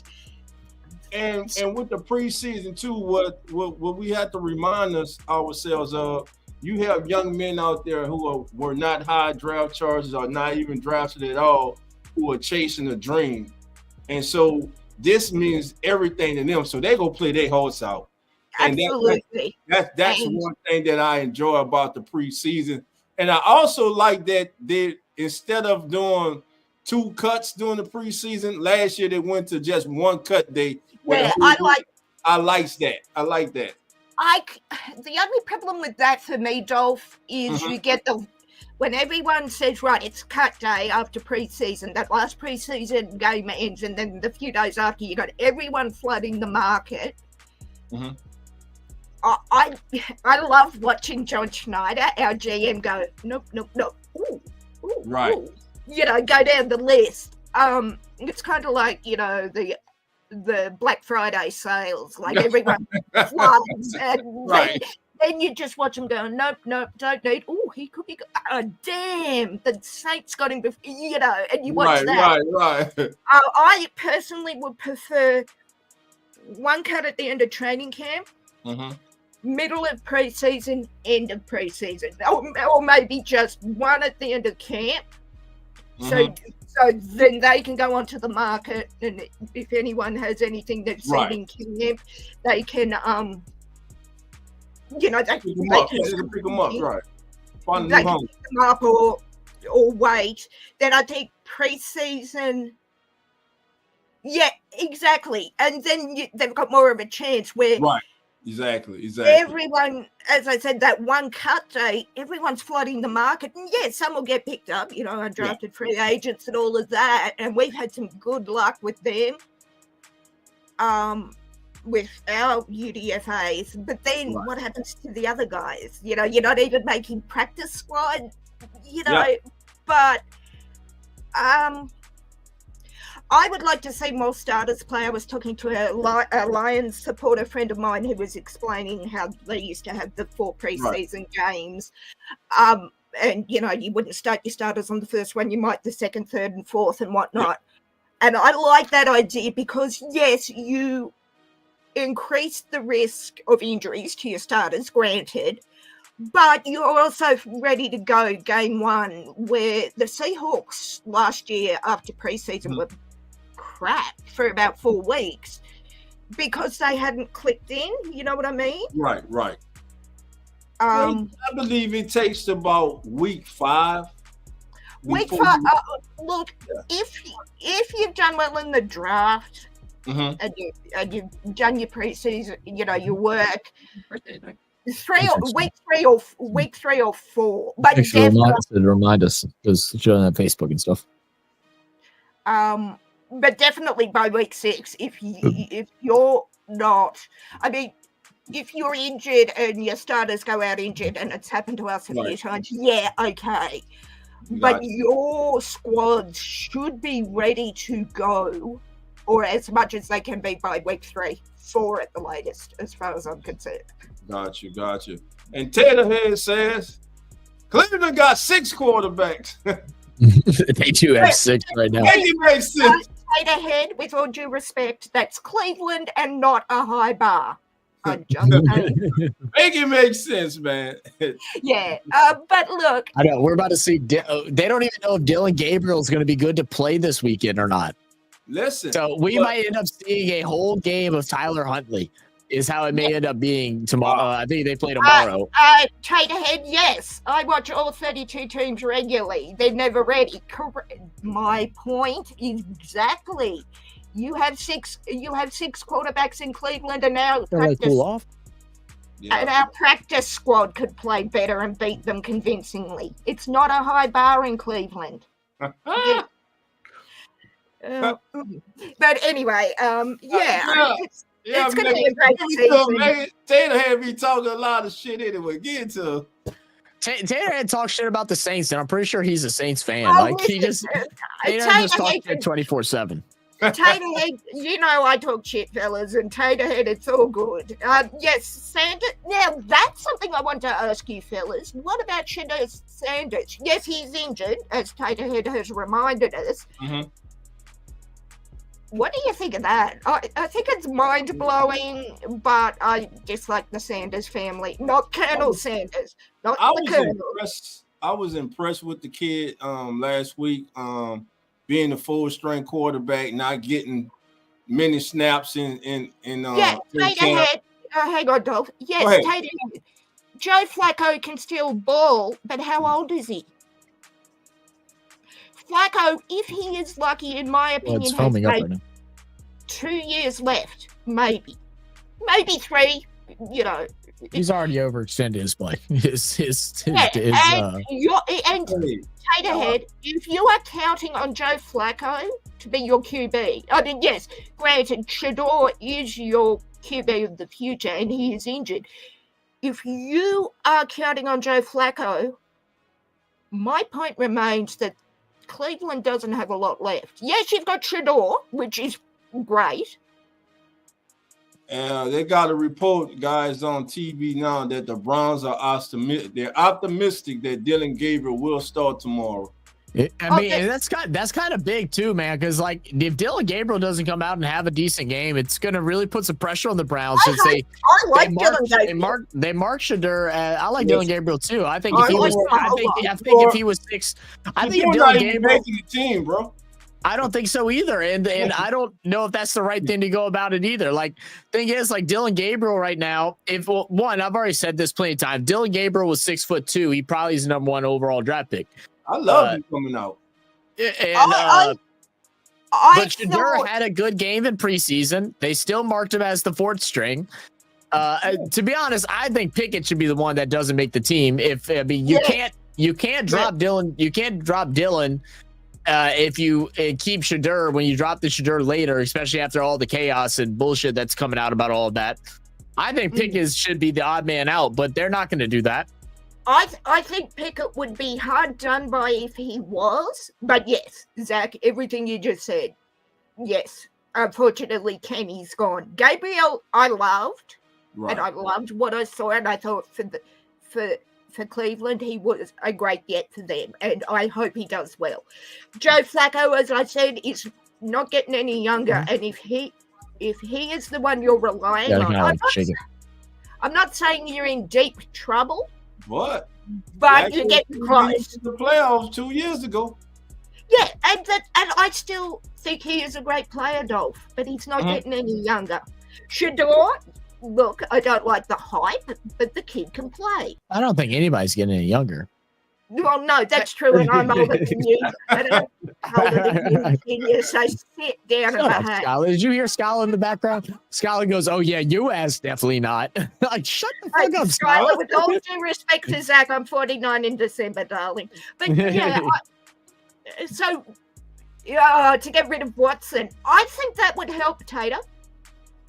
Don't help him. They shouldn't have given him that contract. Yeah, right. It hurts if anything. It's all guaranteed. I'm glad they did. I'm kind of going to go with Tater on this one. I mean, but then Tater, the problem with that is then every team will come cap in hand going, well, you helped the Browns with Watson, so you've got to help the Seahawks with this player or that. So dangerous precedent to ask the NFL for help. Money. If they're going to pay it till you get your money, because they'll damn sure cut you. X-Ray Henderson. If it's guaranteed money, yeah, I guess full on your GM for making it guaranteed. We've done it a few times, and it's just Jamal Adams, Eskridge. I can't even say his name. Was the Jamal Adams era? Was it really that bad in Seattle, or was it that he didn't? Or was it that he didn't live up to the expectations that you all had for him? I think a little bit of A and a little bit of B, Dolph. I think, we have the 12s have such high standards, and if you're giving contracts, and I mean not just the 12s, any fan base, right, has their expectations, and if you're giving players those kinds of contracts, like as Tater said, the Watson contract, Russell Wilson's contract, those type of huge contracts, you want to see a return on the money, and if you don't, you're going to have fans screaming. I know in 22, I made the trip to Seattle, and good hurdle. I wasn't getting up at 3 a.m. to watch them at a 10 o'clock game in Seattle. I just wasn't doing it because I wasn't getting the return. So What time the games come on? I will get you a 12 o'clock. So I like to get up so I can have my coffee and be awake if I'm modding. So the 10 o'clock games are on 5:30 a.m. Monday here. Wow. Hey, Sinbad. Yeah, so I want to, if I'm usually up most mornings around that time, depending what time I've gone to bed. So it's not a stretch for me to go, to get up that early. Right. But if we're getting blown out by 60 points by quarter one, by the end of the first quarter, I'm out. I'm gone. But I know if I paid money, if I paid good money. Okay. Hang on, just let me check this. Rashad Smith making something out of nothing for the Chiefs. Yeah, that's right, Taterhead. Zach could probably be up for that for cricket. I know I stay up all night watching rugby as well. What I'm saying is, Meg's up more than I am. She's definitely up more than I am. If I am getting up at that time, good blocking. To watch a team consistently fail, I'm going to want to know why they're paying contract to players who aren't performing. Right. I don't mind if the players are worth the money, yes. Right. And then bring back maybe not even a Super Bowl, but are consistently edging us towards a playoff or making a deep playoff run. Gotcha. Yeah. Gotcha. And if they're not, I'm going to go to John Schneider or whoever your GMs are and go, what the f- are you doing? We've got all this, we had all this cap space, and now you're blowing it on X this player for what? Hey, it comes down to scouting departments too. I think a lot of times that we don't around the league, we don't hold these scouting departments, the head of scouting and the people under them. We don't hold them accountable enough. Sometimes, GMs have the overall call on it, but they hire out a lot of people to go and do their research to, for different things. Yeah, good point. And the thing is, too, it is hard, bro. A lot of people, you see it every year on Twitter, on social medias, and everything. Man, I told you we should have grabbed that guy. Yeah, I've said it. How many other guys have you said, we should have got him, but he ended up being a bust? Yeah, how many not doing nothing. I screamed at my tablet going, what the hell? X is still here and we've gone for this player. X ends up being a bust. For example, Jalen Carter everyone was saying we have to get Jalen Carter in Seattle. I stood up and went, no. I heard y'all show the other day, Dolph, and I have a lot to say. Ooh. Oh, here we go. Okay, so you got two people. You got Dirty and me pissed off with you, Dolph. What have you been doing? Hey, I don't know, Dirty. Go ahead. Come on. Dirty, the link in the chat. Let me know, baby. Talk to me. 23-10. Yeah, both. As the Chiefs add a field goal, we got 10:47 to go in the third quarter. This is Come On In NFL preseason special. Kansas City Chiefs taking on the Seattle Seahawks, and we're here with Megan, RC12, baby, the mega Seahawk fan. Everybody know Miss Megan, baby. She's in the house spending some time with us, and we appreciate her being with us, dropping knowledge about her Seahawks. And hey, we talking about NFL football too. Megan watches everybody. Back up here in the building, baby. The forklift backing up. See, dirty.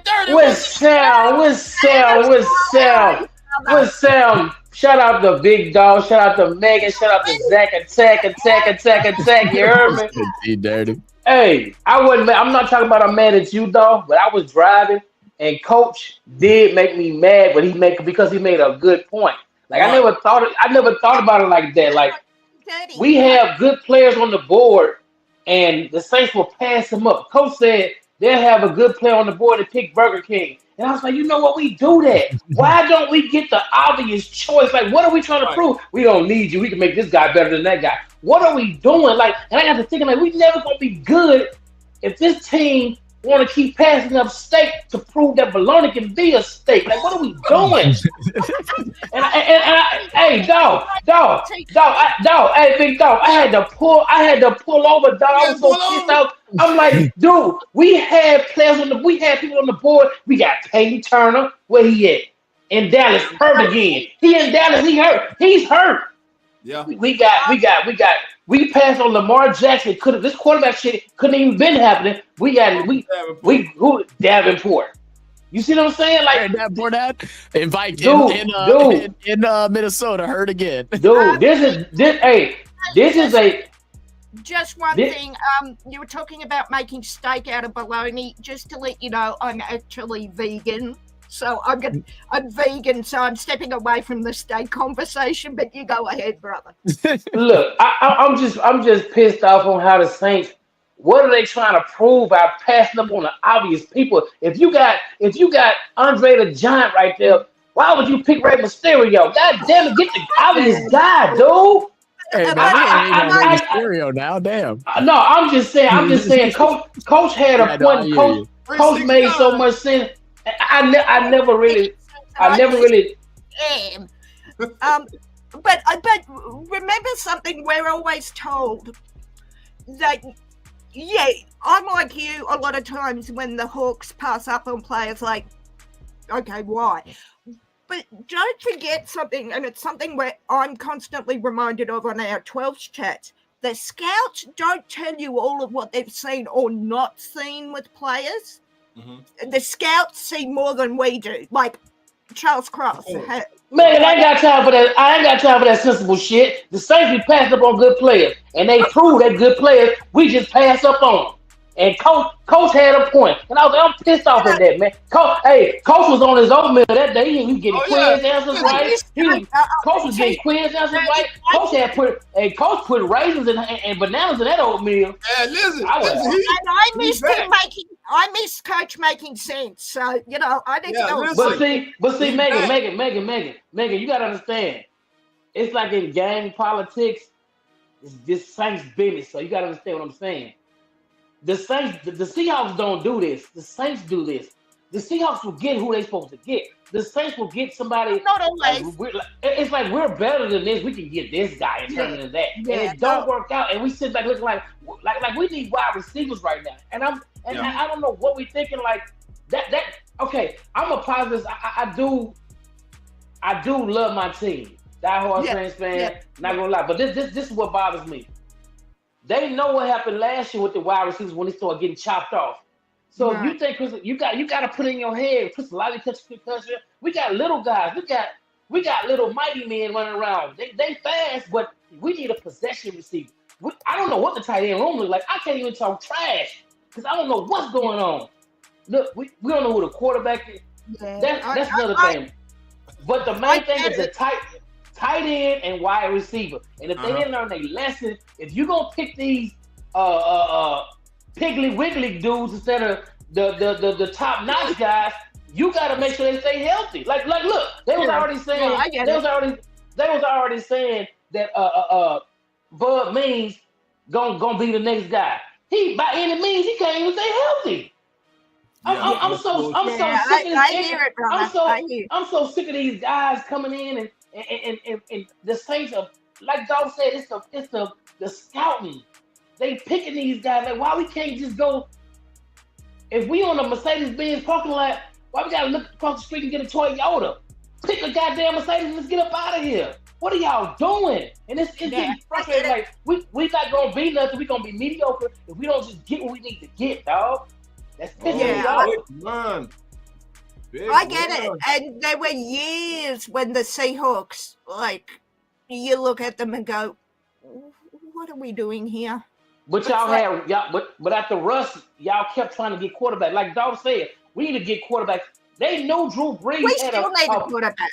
They knew Drew Brees had a bum arm, and they was hell bent on getting another quarterback. Like, what are you doing? Like, you should have been. Look, Brees, I love you. You did us a thing, but you got. It's time to. They always say it's better to let this guy go before too soon, before it's too late. Jacoby, you're right though, Megan. He's really looking good right now. When you gotta bring in Taysom Hill and take Drew Brees out, you knew it was a problem then. Why didn't you address that? And like Dolph said, he saw this shit. But the Saints be like, oh, we good. Come on. The thing is, there's no long-term strategic planning, and it drives me insane too, Dirty, that it's one player, and then, okay, Drew Brees goes down, or Sam Darnold goes down.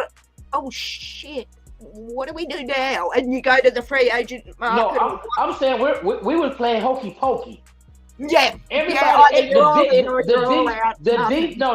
what I'm saying is the defense knew what we were going to do when they took Brees out. Sorry. I said so the ball's and they put Taysom Hill in. The ball's going to go deep. You know why? Because Drew Brees got an udon noodle arm, and they knew it, but they like, we're going to wait. We had that a couple of years ago. It pisses me off that they're not doing what they need to do, and then you got money, and you got extra money, and you're going to get these goddamn players we never heard of. I was going to get a transaction alert. They picked up goddamn hot dog boy up from the corner of the hot dog stand. Who the fuck is that? I got him at McDonald's. Come on, man. I'm trying to get frustrated, but look, I do believe in Kellen Moore. It's just the players we get like. What is it like? What the hell are you doing, bro? All I can say, I'm gonna say this: let Kellen Moore work, bro. You know, I believe in Kellen. No, I believe in Kellen Moore. It's just that conversation that Jude, Coach, and Zach had. It frustrated me because that has to do with administration, bro. Yeah, exactly. I never thought about Big Dog.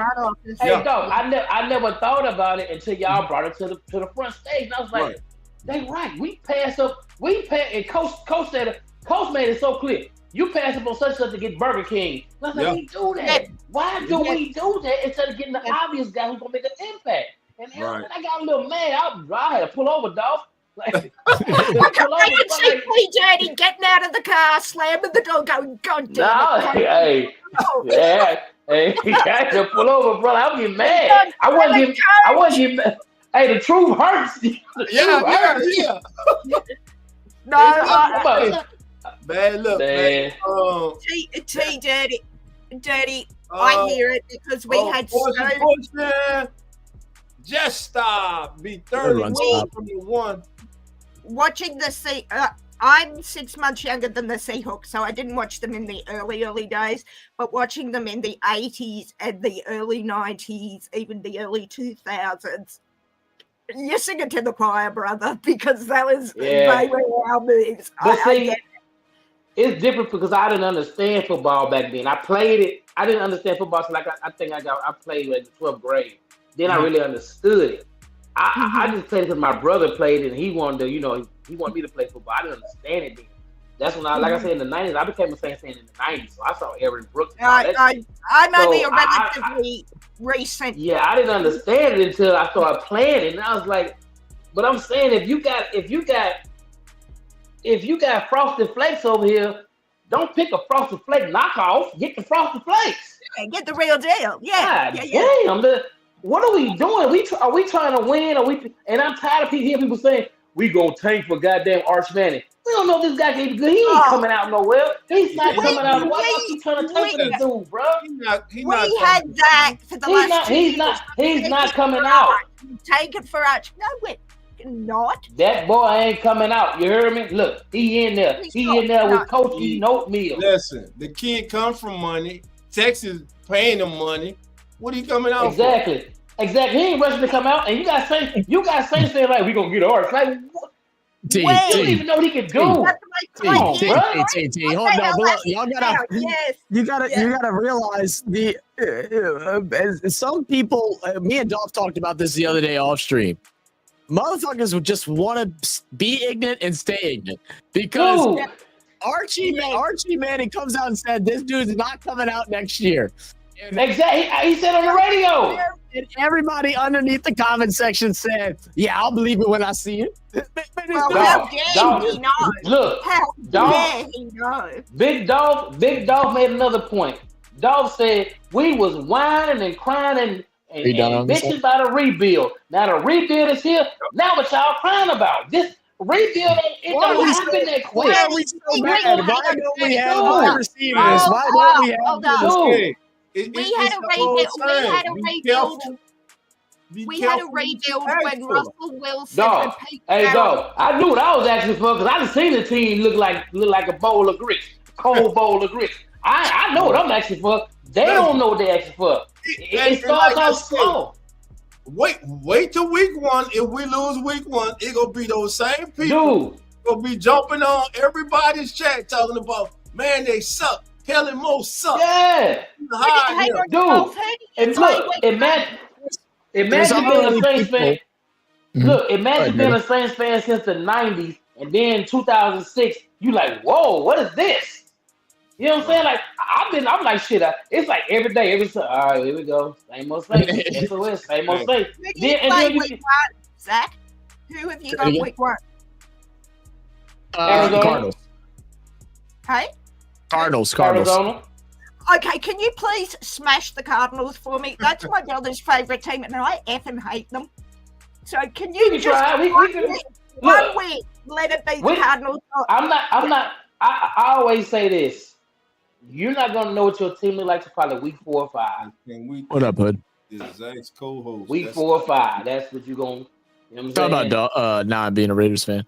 Look, this is the thing. Like you said, everybody begging for a rebuild, and then they complain that we don't have a wide receiver, we don't have this, we don't have that.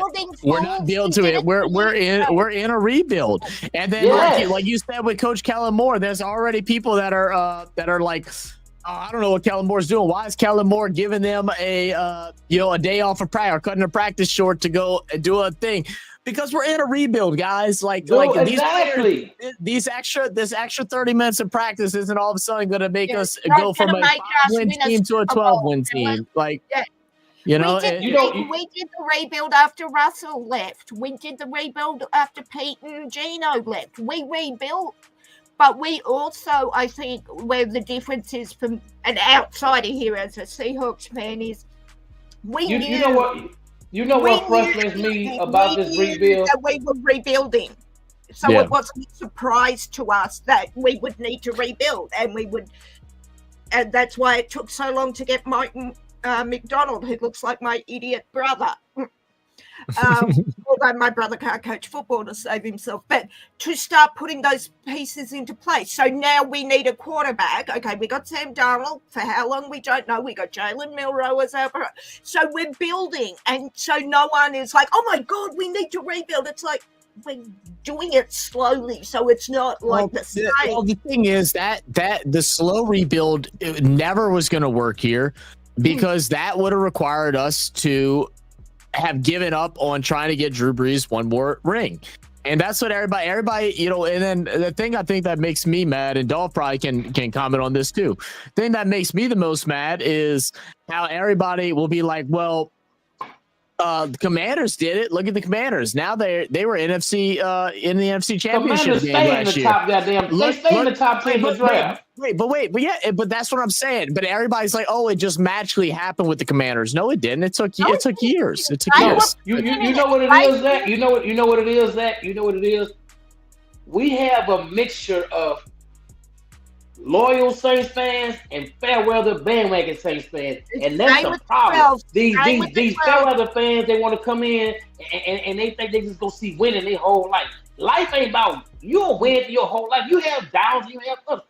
These are the same fans that we suck, they gone when we lose. Right. When we do good, they come back with all they saints gear on. Like, come on, dude.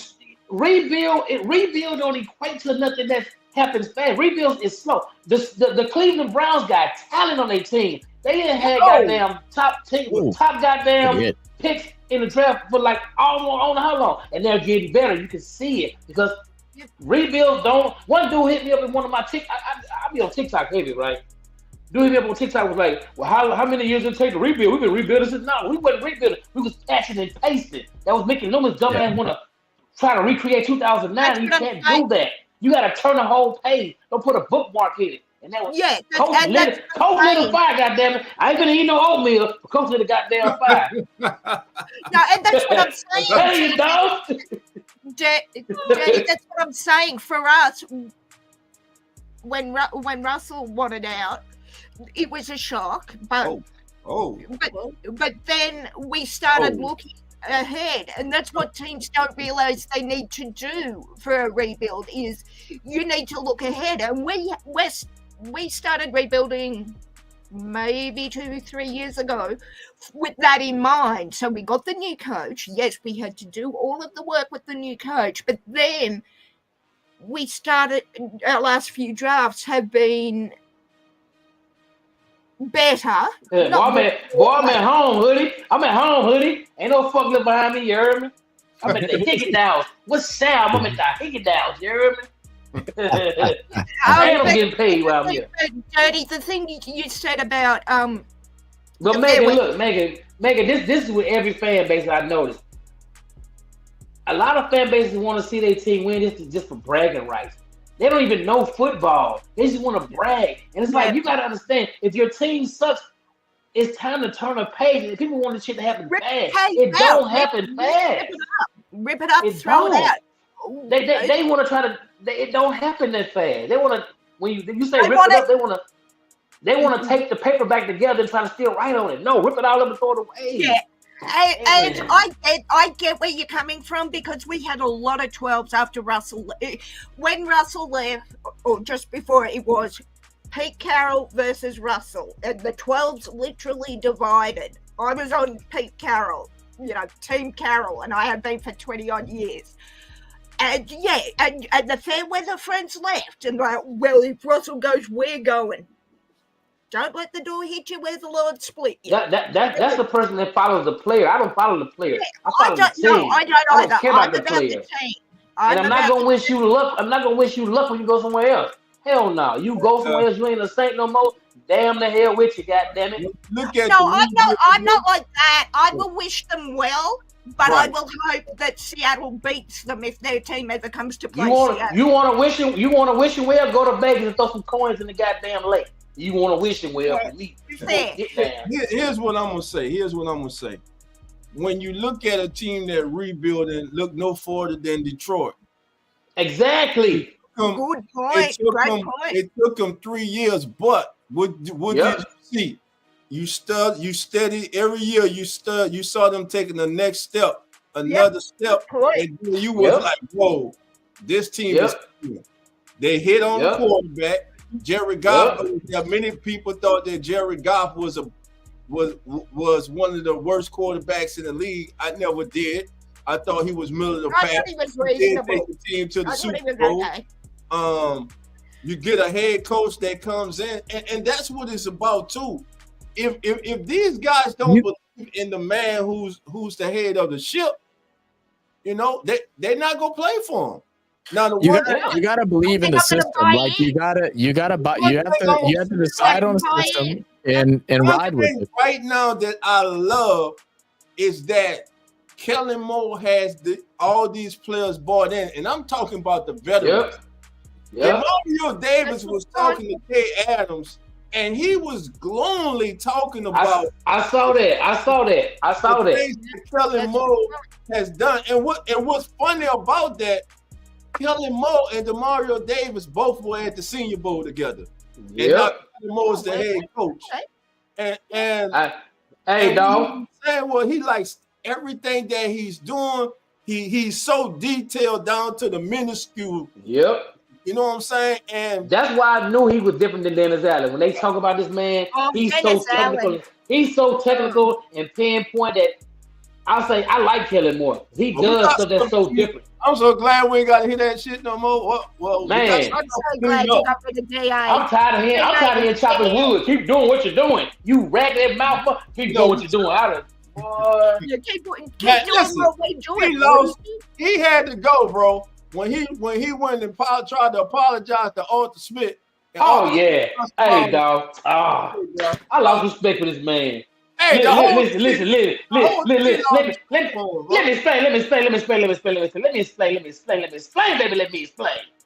I said, man, we don't never apologize to these old ragged ass Falcons. Are you crazy? Let me explain to you. Let me explain to you what had happened was. Let me explain this. Man, you don't get your ruckus.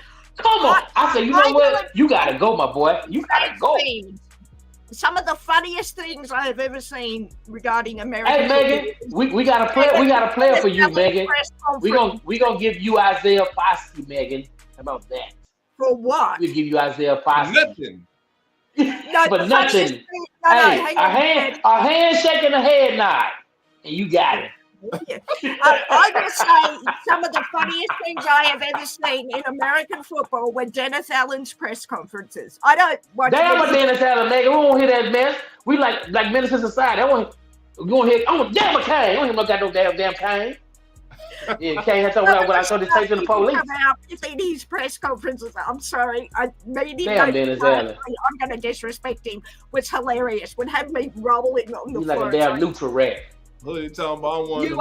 You are a loyal Saints fan, Hoodie. We will give you that. We will. Shout out to Hoodie Jew. Shout out to Hoodie Jew. Yeah, but that's the biggest problem is just you have some Saints fans that want things to happen overnight and it don't work. They're not going to. We've got them in the 12. They want it like this, and it's not. They frustrate me. I ain't gonna lie. I'm one of the people saying that. Hell, why not us? Why not? But the thing is, once it starts picking up, I guarantee you we will notice. We will see it. That's two reasons why not. Wide receiver and tight end, exactly.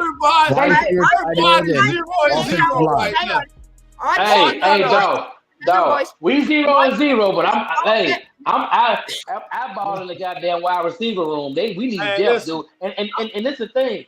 If they didn't learn from last year that wide receiver depth is important, they out there regular ass mind. And tight end. I'm sitting here enjoying the fact that my second team is blowing out the Chiefs. Thank the Lord we got them in preseason and not regular. So I'm just going to sit back and let maybe the dingo ain't your baby, Megan. Goddamn. I was going to say, you go, boys. My team's winning. You know. My team got question marks right now, so I don't really know. Yes, that's a good point, Nate. They're like the Packers fans, and I would even say Patriots fans in that with Brady as well.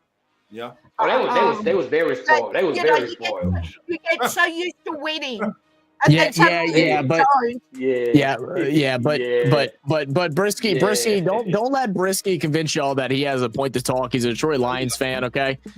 He's just started learning he just started learning what winning is about, and now he's gotten cocky. And that's another thing. All of a sudden, they wake up and like, ugh. This is what that fucking feels like. Let him enjoy it because the time will come when I will laugh at Lions fans as well as Saints fans. Oh, I said that too loudly. Excuse me. I laugh at Seattle fans till we put Seahawks in gumbo. Don't do that. Don't do that. Don't do that, Megan. Don't do that. I ain't gonna let you slide with the little slick shots. I ain't gonna let you slide with the little slick shots of my team.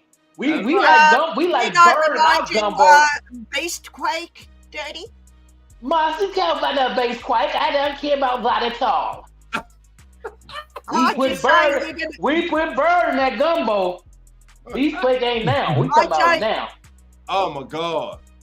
God. Listen. That was a bad. See, we had franchise. Dog, hold up, dog. Tell these fools, dog. Back in the day, if you had a Saints jacket, people would clown you. Man, listen. That's how bad we was. We had a Billy Joe Hobart and a Billy Joe Toliver. We had two damn Billy Joes that were worth absolutely nothing.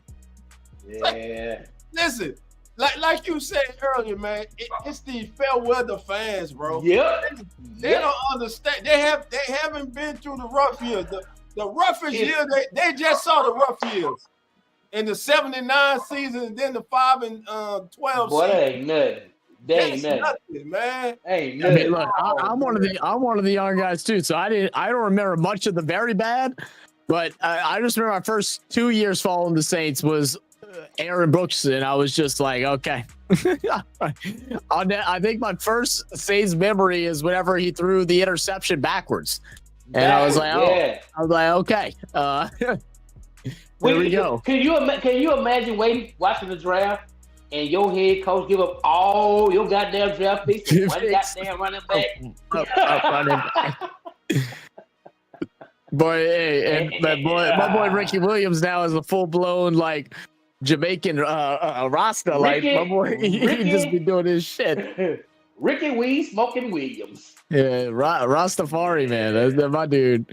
He's so funny, man. I've seen a couple podcasts. Yeah, pictures of food, man. Yeah, he was doing his thing. Shout out to Dog, shout out to Megan, shout out to Zach, shout out to everybody in the chat. I'm about to go eat, man. But that I just wanted to bring it up, man. Coach got me mad. And when Coach said he gonna piss people off, I thought he meant like what he said is gonna piss people off when he talking bad about these things. But Coach made a point that pissed me off because he was right. He was true. And I was like, damn, he's right. I mean, I thought about it too. We passed on players like maybe they see stuff we don't see. But get the obvious, and we don't get the obvious. And I was like, you know what? I was pissed. I had to pull over. I was pissed off. If we were to really boil everything down to why this team is struggling like it is and has through the last 4 or 5 years, it's us wanting to get Drew another Super Bowl, and you have to take it. You have to take it as one way or another, right? Like if we would have this exact same scenario again, right? Would you be willing to try and get Drew Brees, best quarterback in our history of our game, a first ballot or should be first ballot Hall of Famer? Would you rather boot him out early to bring someone else in, or would you rather deal with it and just live with it? And like looking back, it frustrates me because I'm like, oh man, because we could be in such a better situation through these last 4 years. We probably have 2 years of off, and then we'd be back on the ball again. Exactly. Instead, now we're in a delayed rebuild for the last 3 years, which it was due to horrible draft picks and horrible coaching. And now we're starting the official rebuild, but we're starting from almost scratch. And it's going to be some years, but I know me as knowing how much Drew Brees did for me as a young Saints fan, watching him and everything. I don't know if I'd want to just kick him out the door. Like it wasn't like we weren't competitive. You know, I so don't kick him out the door. That's the thing. You didn't have to kick him out the door. You could have brought somebody in and let him learn up under Drew. And they should have done that too. And they should have done that too. They didn't even do that. They bring that player like what's his name? Ian Book. That's what I was saying. Book. Like, come on, dude. Ian Book. That's what I was saying. That there's no advanced planning. Like we've got Milrose. We're benching him for 2 years behind whoever the hell our first. See, but that's the thing though. Russell went and played somewhere else. So if we do that, Breeze probably goes and plays somewhere else. Well, it's a business. They ain't got time to go goddamn feelings getting hurt. It is a business. It is a business. That's what I'm saying. You make business decisions. So I would personally would have rather preferred to deal with this bullshit as much as I hate it right now than to try and kick Drew out the door like the Giants did with Eli Manning. Oh, the Giants.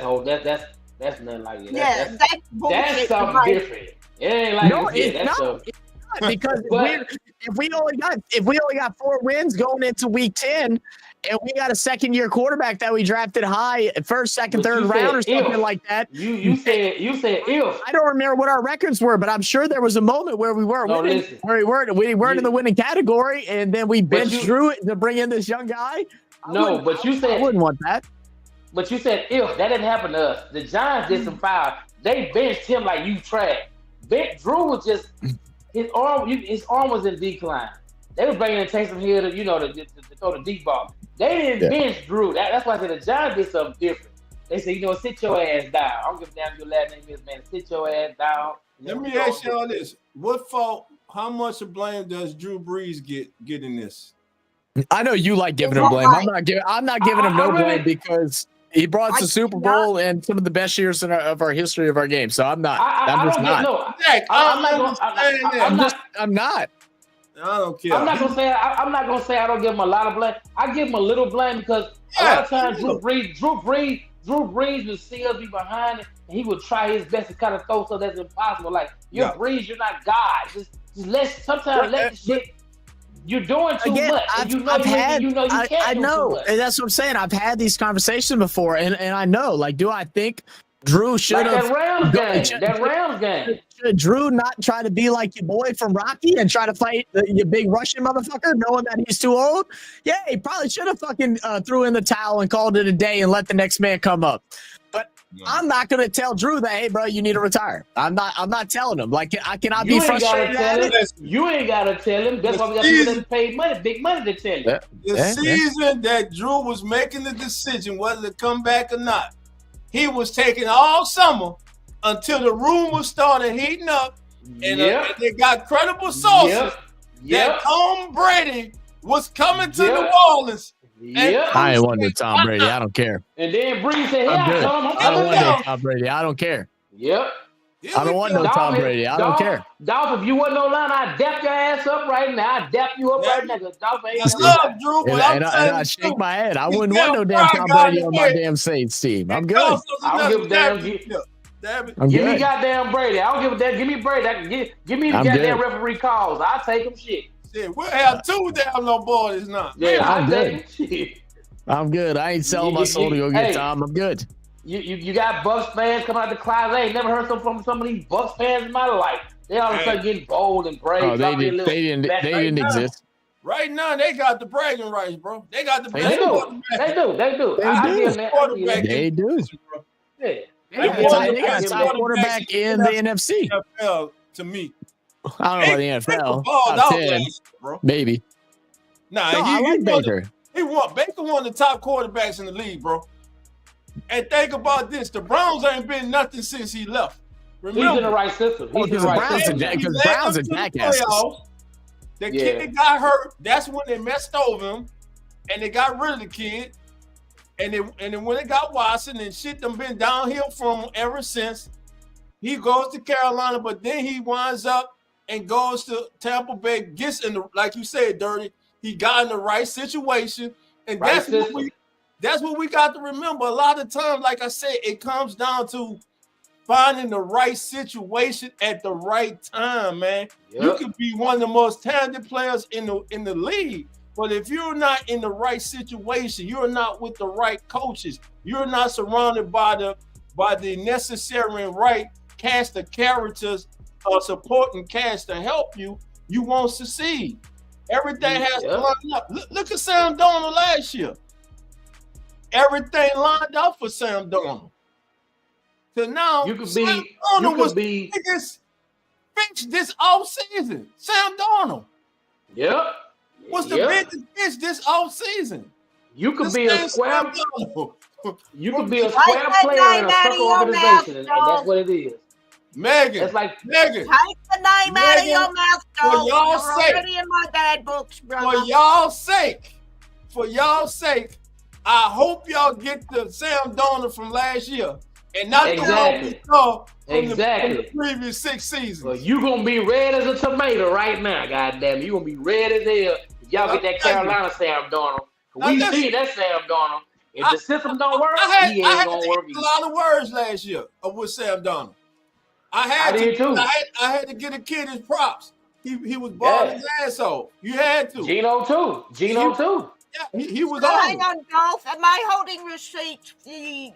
Where you and Zach had the Seahawks in your predictions and your takes on Sam Darnold? Am I holding 2 lots of receipts there? Yeah, hold on receipts with Sam Darnold. I'm pretty sure I'm gonna cash in on that receipt. You gotta show me. Yeah. Hey, I'm already cashing. Exactly. Hey, sweetie, I'm already cashing in on your friggin' predictions. I'm telling you, everything lined up for him last year. Though. I'm gonna go. Hey, I'm gonna go. This boy says I don't know what he's doing, stomping on the ceiling. I'm gonna go with some. I'll be back. I'm gone. Hey, this boy no damn way gonna be. Who there for life? But ain't no play. I'll be. All right. Take care, Dirty. Good to what you doing? All right, later, T. Little T Dirty upstairs acting a fool. Always. Love that man. That's my guy. I love him, man. I love him. Love Dirty. Always when I see him in the chat, I know it's going to be interesting. Very talented too, man. He does designs. He's very talented, man. Oh man, Kenny says thanks, Drew. Yeah, I think thanks, Drew. Yeah, absolutely. Give him his props. He was brilliant for you guys. Yeah. But what I'm saying is, some people ain't like he walked on water, couldn't do no wrong. Well, I didn't say that his initials were JC. Zach, I refuse. I refuse to say it, though. I know it. I refuse to say anything bad about him. That man bought us Lamborghini. And listen, I'm the same way about I'm going to tell you, Tracy Porter bought us that damn Lamborghini, damn it. Tracy Porter bought us that Lamborghini. NFC Championship game. Sorry, guys. I'm grinning because we're 20 points up. Okay, my homie and Kelsey and Mr. Swift aren't playing. That's right. The more I hear Dolph talk is the more that I believe that the Dallas Cowboys are his first team. That's all I'm figuring out. Oh, you didn't know that? Samuel, you're saying our coach is bad when we're blowing you out by 20. I don't even know who Samuel's a fan of. I think he's just talking shit. He said go. Go. What up, Samuel? Man, Samuel fan of the NFL, baby. Yeah, I think Samuel, which is fine, but we're blowing the team out by 20. Okay, Mr. Swift and Mr. Mahomes. Oh, I'm sorry, I mean Mr. Kelsey. No, I had it right. Are not playing. So yes, granted that we may not be the best, but didn't you say go Chiefs? Yeah, I saw that earlier. He did. It's all good, Samuel. Sorry, I'm chewing on crackers. I'm sorry, I'm trying not to chew. Y'all thoughts on Saints fans giving up on Rattler? I think it's unfair this early. I think it is a prisoner of the moment, man. That's all it is. Wait till Sunday. Listen, if roles are reversed, if Rattler goes out and have a good game Sunday, and Shuck struggles, those same people go switch to Rattler. Saints fans change like the weather, bro. Saints fans change like the weather. It's hilarious. After every practice, after every game, after every whatever, every social media post, they change like the weather. Like I say, I'm glad. What I'm happy about, and listen, this is the we are covering the Chiefs and the Seahawks. Seahawks are up 30-10, and we got 11 minutes and 20 seconds and counting. Seahawks with the ball at the 44-yard line, 46-yard line. Another run. Oh, great breaking tackles. Seahawks just been running the ball. Not Anthony Titus third. He must be the sixth running back on the roster. The Seahawks are using about 6 running backs tonight. This is crazy. Who is that, Dolph? Who is the sixth? Did you say? Sorry. Anthony Titus the third, number 35 for you guys. I have no idea. For 20 yards tonight, he's the one he's deep in your depth chart. Run. The running game for you guys tonight, Megan, has been awesome. Right now, but like I said, Dolph, I'm worried about the regular season. Yeah, 244 yards rushing tonight. That's insane. Regular preseason. That's insane. Hoodie, I think it's to answer your question, Hoodie, in your super chat while I try to. Oh yeah, like I say, Hoodie. Sorry, Dolph, you got off track, dude. Yeah, when you think about it, Hoodie, like again, I like both the young quarterbacks, and the thing is, the competition is close. Yeah. I would have a problem if one of the quarterbacks would just head and heels just above the other quarterback. But both of these young men are battling because they are talented. And here's where I'm going with this. Spencer started out camp with the lead because that experience he gained last year from the 6 games he played last year in the league. Tyler comes in as a rookie who has to adjust to the NFL way of life. It took them a couple weeks to start adjusting, but once the game slowed down for him, which you can tell, he started to play better. He started to demonstrate all the traits that the Saints and others saw in him during the draft process. Now, a lot of people were disappointed when the Saints selected him because they wanted who they wanted. We know who they wanted. Most of them wanted. And I wouldn't have been mad at it either, but I was at the Senior Bowl. I saw this young man up close and personal. Mm-hmm. I know this young man has talent. I know he can make all the throws. I saw him play at Louisville. Now, he has some things that he needs to work on when under pressure, like just throwing the damn ball up for grabs. But that's going to come with time. But Like I said in preseason, before the preseason, I believe, and I'm wishing for this, that when this competition is over, the Saints have 2 legit starting quarterbacks. Yep. Whoever doesn't win is still a legit starting quarterback. I'm disagree with that. My last point, Zach. Yeah. And don't forget what NFL Network's Tom Pelissero said this offseason. Other NFL executives, NFL coaches, and personnel around the league believe that Spencer Rattler is a future starter in the National Football League. And listen, the kid went 7 of 11, and you'll think that he threw 4-5 interceptions in the game. You know?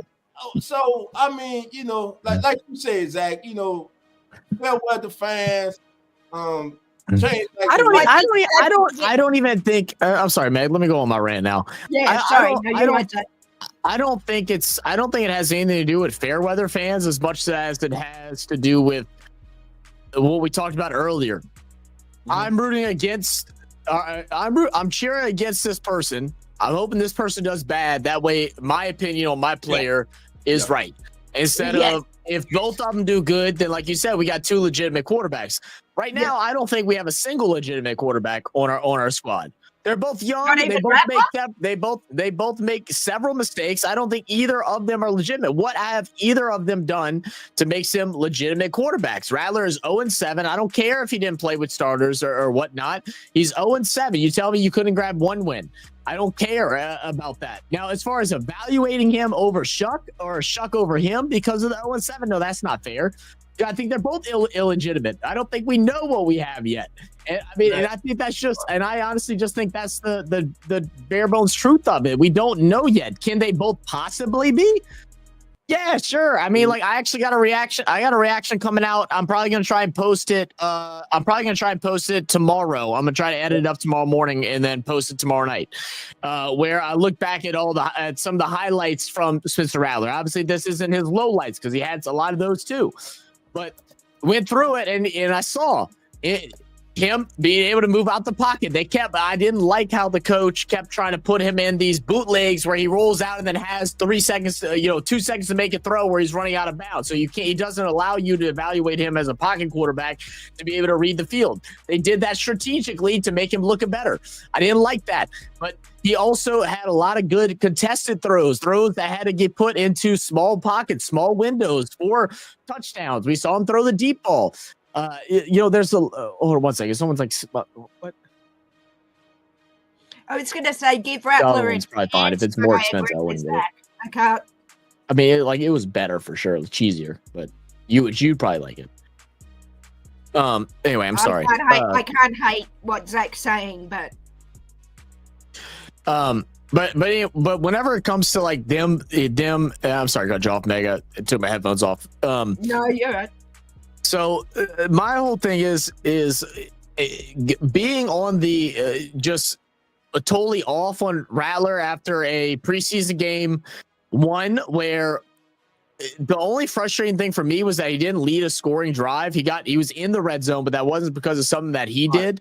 But I also don't blame him with those, like his 3rd and 4th possession, I think it was, because that offensive line, they brought in these other guys and he was getting pressured and swapped immediately. So that was a hard thing to judge. And the offensive line looked a lot better because they switched the 2 right tackle, right guard. They switched them over to the left side and swapped, and the line looked a lot better after that. Man.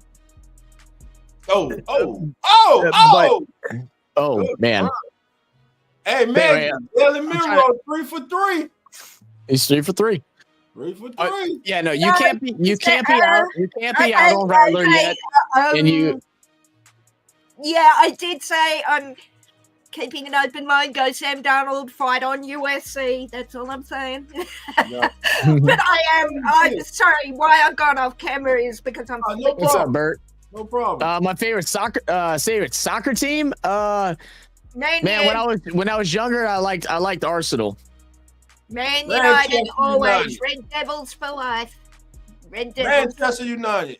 Bad play, bad pass. Oh God, bad pass. Jesus Christ. He put it there. That's a touchdown. He misses the simple ones, man. Who's that, Milroy? Yeah. Yeah, and we're surprised why we're sitting in for 2 years at least. I stand corrected and stand tall, boys. There you go. But no, I don't like. I mean, I guess to recap all the rambling I did. I don't like the fact that people are out on Rattler already. I think a lot of people are upset because it's like you're expected to be the starter of our team, and you come out there and you don't have Olave, you don't have Shahi, you don't have AK, but neither did Chuck. And you didn't come out and create a scoring drive. I don't even know if did he get past the 50. I think maybe once. Like, those are the things that are my concern. And I think a lot of people had high hopes for him to go out there and win the job week 1 because that's how he was acting and how he was talking and how he was performing in training camp. And then it came to the preseason game and he disappeared. He went 7-11, but it was the quietest 7-11 that I've ever watched in football. Now I'm going to play devil's advocate. Yeah, let's do it. Let's do it. Who the personnel that Shuck was going up against was not the same personnel that Spencer Rattler was going up against. It was not. Okay. Yeah, absolutely. No, it was lesser. It was lesser. So now he did throw a pick 6, but like we said during the stream, I wanted to see him at that time after throwing. That's one as a quarterback. That's one of the most hurtful things you can do. Throw a pick 6, you know. Yeah. And then I wanted to see when he came back, how would he respond? The kid responded well. Hell, he came back, found Tipton for a 54-yard touchdown. Yeah, and like we all talk about the touchdown, but he also was 3 completions before that. With good ball placement. Great ball placement.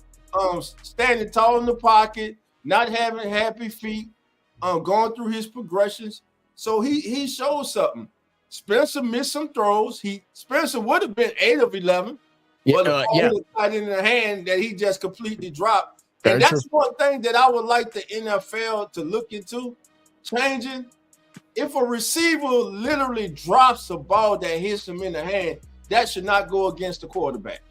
Hoodie, he did not have us in scoring position twice. He had us in scoring position once. That other scoring position in 4th and goal, that is not on Rattler. Rattler did not do that.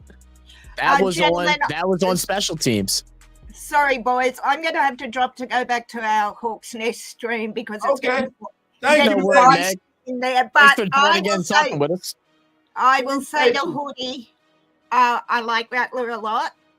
I hope he does well, but taking into consideration what Dolph said, I would say Rattler is possibly a work in progress. Kind of like Milrow to a lesser extent.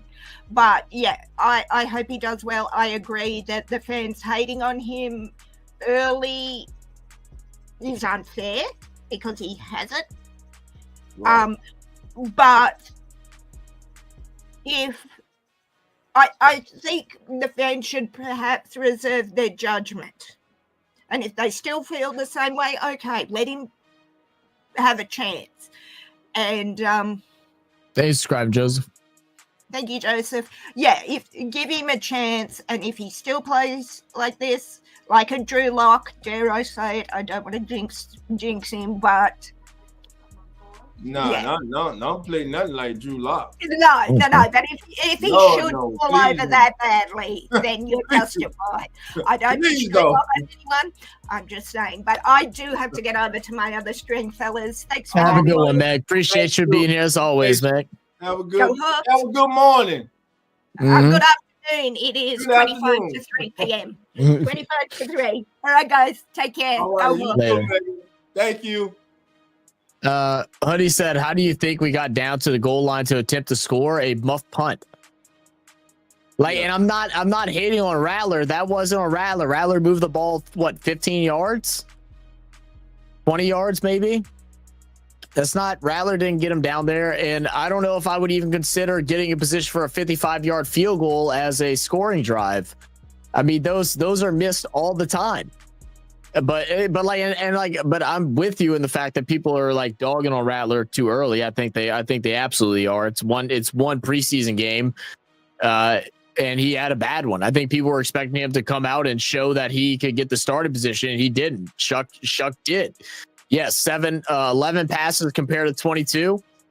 A lot of that has to do with 2-minute drive. I mean, I think that 2-minute drive that Shuck led, that helps quarterbacks. 2-minute drives help quarterbacks because it's first read option. Snap the ball, hut, is quick passes, is timing routes, boom, boom, and that's how you move up the field. Did you realize Smith and Nigba had 100 receptions last year? Yes, Jack Smith was the best slot receiver last year. Man, I knew he had like a good season, but I didn't realize he caught 100 damn passes. That's why they moved on from DK Metcalf and Tyler Lockett. They say he's the future. He was ready. the top. He's ready now. He was the top ranked slot wide receiver in the league last year. Right. And this is Come On In NFL. This is the preseason special. It's a blowout. It's 33-10. It's been all Seahawks from the opening kickoff. And right now we got 6 minutes and 13 seconds to go in the contest. Seahawks will win. My mom cooking. It smells like cinnamon rolls. And improve to you smell that? In the season. All right, there you go. Oh, it is bacon. That's the link. All right, Zach put it in too. We got it in a couple times. Thank everybody for being here. As right now, let's go over some numbers. Gardner Minshew started the evening for Kansas City. He finished 7-9 for 70 yards.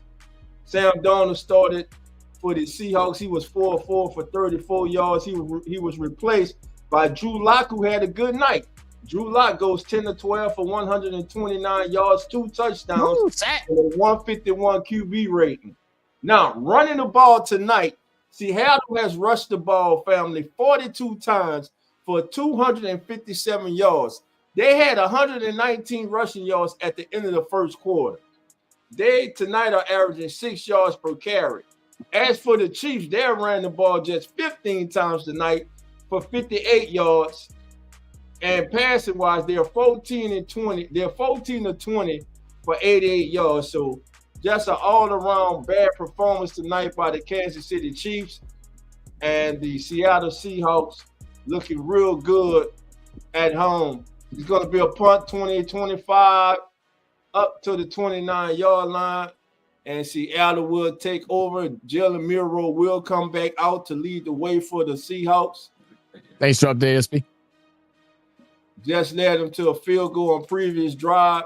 Would have had a touchdown on a better throw. He had his fullback in the flat and just missed him on bad ball placement. And that's one of the things that many people said about Jalen Milroe.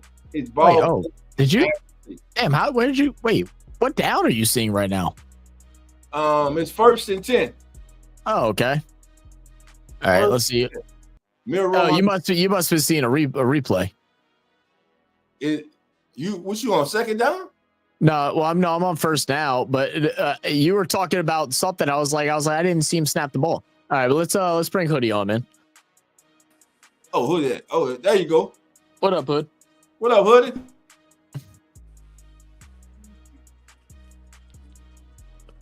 Hoodie don't want to talk to us, that bastard. Boro has Damian Martinez too, by the way. How do you draft so well? Dude, Boro killed his draft. Yeah, we can hear you now. Yeah, we can hear you. Okay. What up, Hoodie? I'm doing it from my phone, so I'm not doing it from my, computer. So yeah. So y'all can hear me good. But yeah, just to touch off of what we was talking about earlier, I don't give a damn if somebody points it, into the other side of the field and we get a fumble and it's on a 30-yard line, 20-yard line. If he's gonna get me to the red zone and he had a chance to score, but he decided to run out of shotgun formation, he had us in scoring position. He could have just went 3 and out and got a field goal. And I wouldn't count for nothing if he didn't move the ball, right? But Hoodie, he didn't though. That's the thing. He didn't. He did move the ball. How did he move the ball if we punted it? What you mean we punted it? I'm talking about when we got to the red zone. That's how we got us into the red zone. We got the ball. We punted the ball and it got fumbled. Not at the 2-yard line. So he moved up 15, 20 yards. That's what I'm saying. He still moved the chains. He still got to the score, and he could have actually scored a touchdown. But he didn't drive. He didn't drive the ball up the field. Like that really doesn't. That doesn't consider like a scoring drive for Rattler. Whenever the punter and the fumble did 50% of the work, 70% of the work. Well, he can't do nothing about that. That the dude fumbled, bro. But he still moved it 15, 20 yards to get it down to the 2-yard line. So he's still moving the ball. He could have just went 3 and out, right? And then nobody would got credit for him. He'd be like, well, he didn't do shit. So then so that's like saying, okay, we're down at our own 20. He moves it up to the 35. We punt the ball. Oh yeah, but he got us to the 35. So that's us pushing it down the field. That's not pushing it down the field. If he would have converted on a touchdown, then yeah, sure. Yeah, he brought some whatever 25, 30 yards out and he got us a touchdown, but he didn't. And he could have had us on a touchdown too, but somebody said let's hand it off from a shotgun formation while we're on a 2-yard line, but hand it at the 6-yard line. When you got to put it like this is the thing that don't make sense. If you're having a quarterback battle, you want to say who's the best quarterback for your roster. How the heck are you gonna hand it off on 4th and goal? When you should leave it in his hands to see if he can get it in the end zone for you, not hand it off. Oh wow, that's dumb right there. A return for a touchdown. Second, the other thing I don't like is when somebody does get you down the field, but you still get about a 53, 54-yard field goal attempt, but you just want to see what your opponent's got. That's taking points off that he could have possibly got you as well. But he did. Wasn't Groupie not kicking? Was that why? The what? Was Groupie not kicking that game? I mean, I don't know why they didn't took the field goal there either. Him and Smith took a chance. I know said was they were trying to see what the punters was going to be doing since we don't have.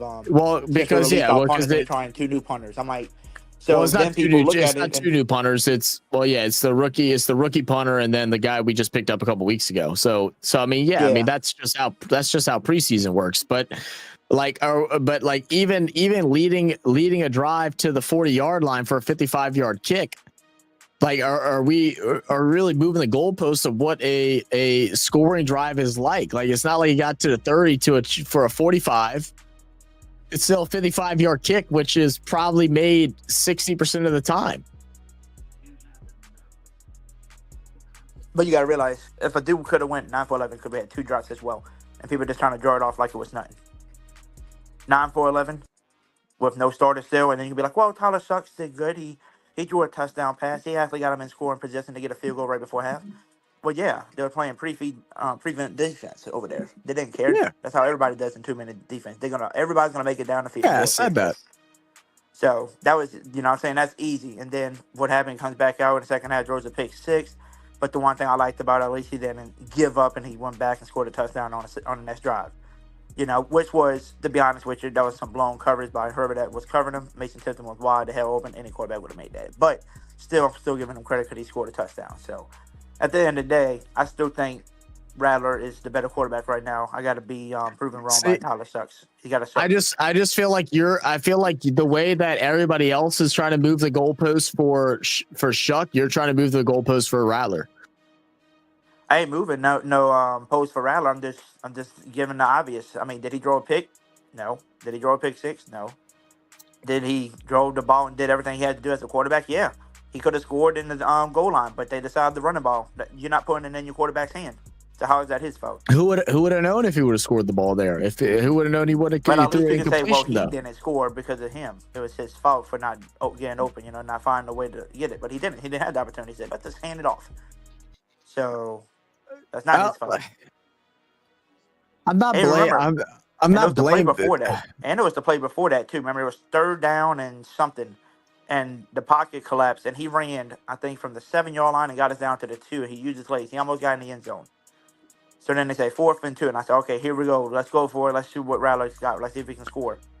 And they just shot this with a freaking shotgun formation handoff from like the 6-yard line, which is totally dumb.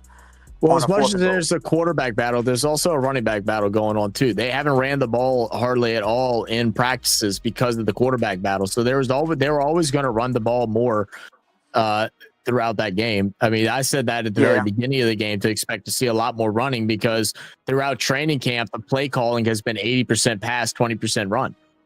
So that's a big thing too. And like I said, like I'm not disagreeing with like you on the fact that like people are trying to count Rattler out. Like I think that's bullshit too. I don't think it's about the things that you're saying though. I don't think the fact that he wasn't able to score on that on the 4th down is hurting him. I don't think that I'm more blaming the how bad the offensive line played for, I think it was either his second and third or third and fourth series that was so bad to where there was nothing for him to do. And that got cleaned up and worked on a lot. They switched tackles and guard. They flip-flopped them. They looked a lot better on the opposite end. And then obviously they went down to a lower string on the defense. So like that helped. I mean, the other thing too, like we went back and watched the all 22, which by the way, man, I'm gonna get like I feel like just so y'all know, most YouTubers that cover sports and stuff like that, I feel like are gatekeeping this whole thing, and I'm just gonna go ahead and unleash it right now. If y'all are interested in watching all 22, NFL.com, go pay $15 a month, and you get the all 22 for the whole entire game of every single game in the NFL for $15. And you can go back and rewatch every single play and give a real evaluation on everything that's going on, whether it's O-line doing bad, whether it was a good throw, a bad throw, bad route you can stop, pause, go back and do all that stuff on the all 22 on NFL.com, $15 a month. But yeah, go ahead.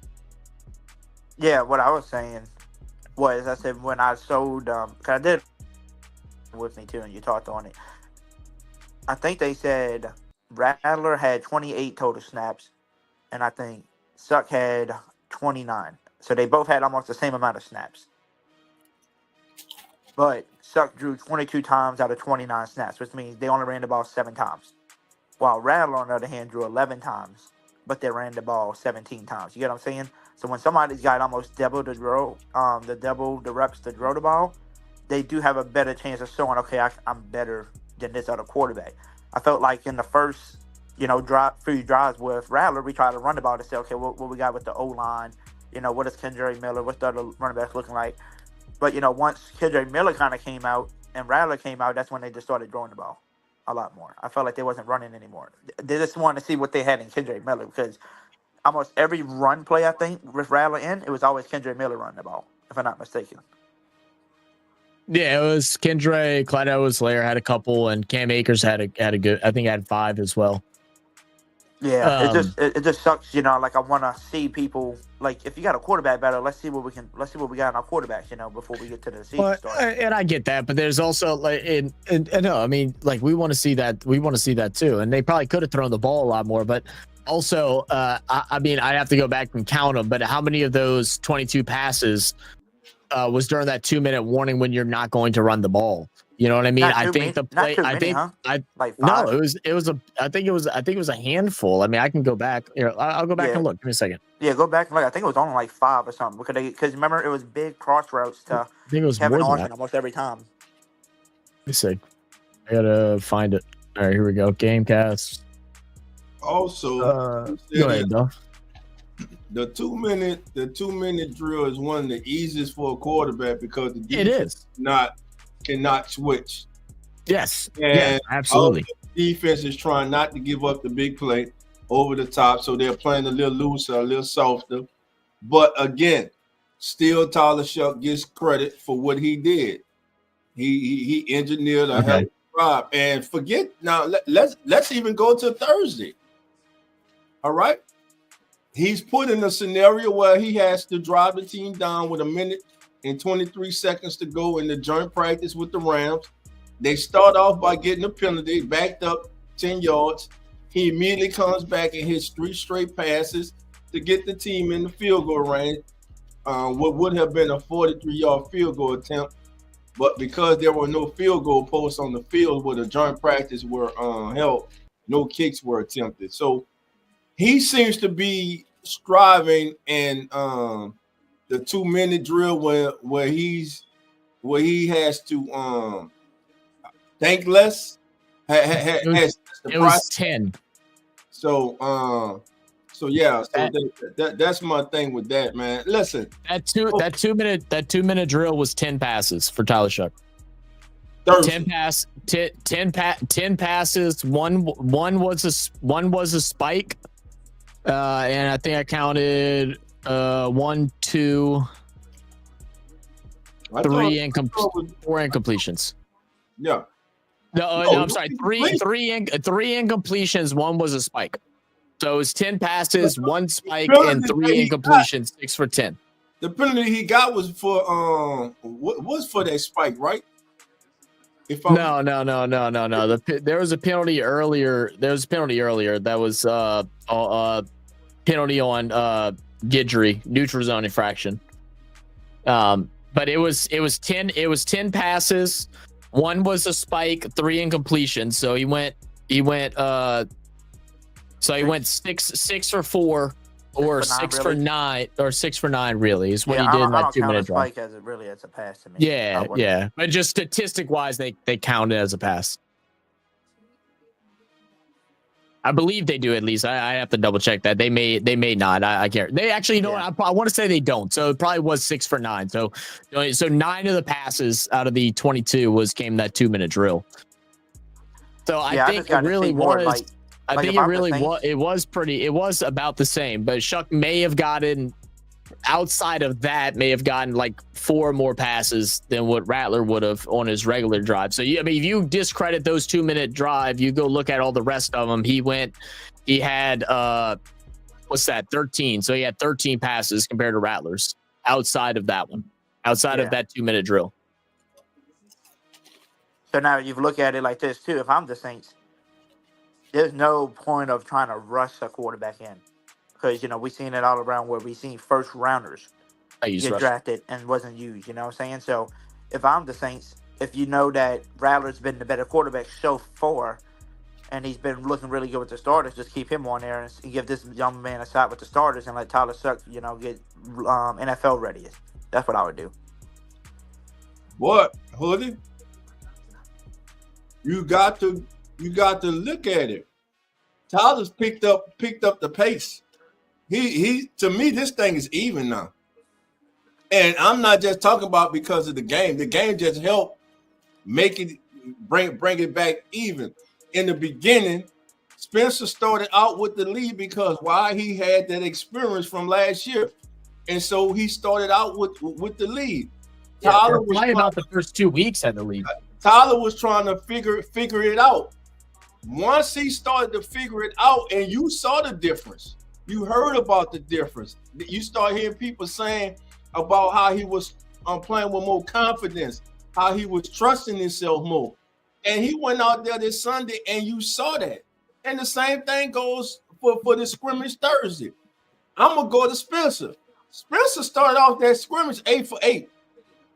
Yeah, played great. 8 for 8. Tyler started off, I believe, 4 for 4 or 4 for 5. So they both started off good. The problem in the scrimmage was the offensive line, starters and backups, were getting whooped all day. So they were running for their damn life. Yeah. And like you said earlier, Zach, that's the major concern I got now. The O-line, wide receivers, and lack of depth behind the starting unit, offensive lineman right now. And I ain't scared about Sipkins though.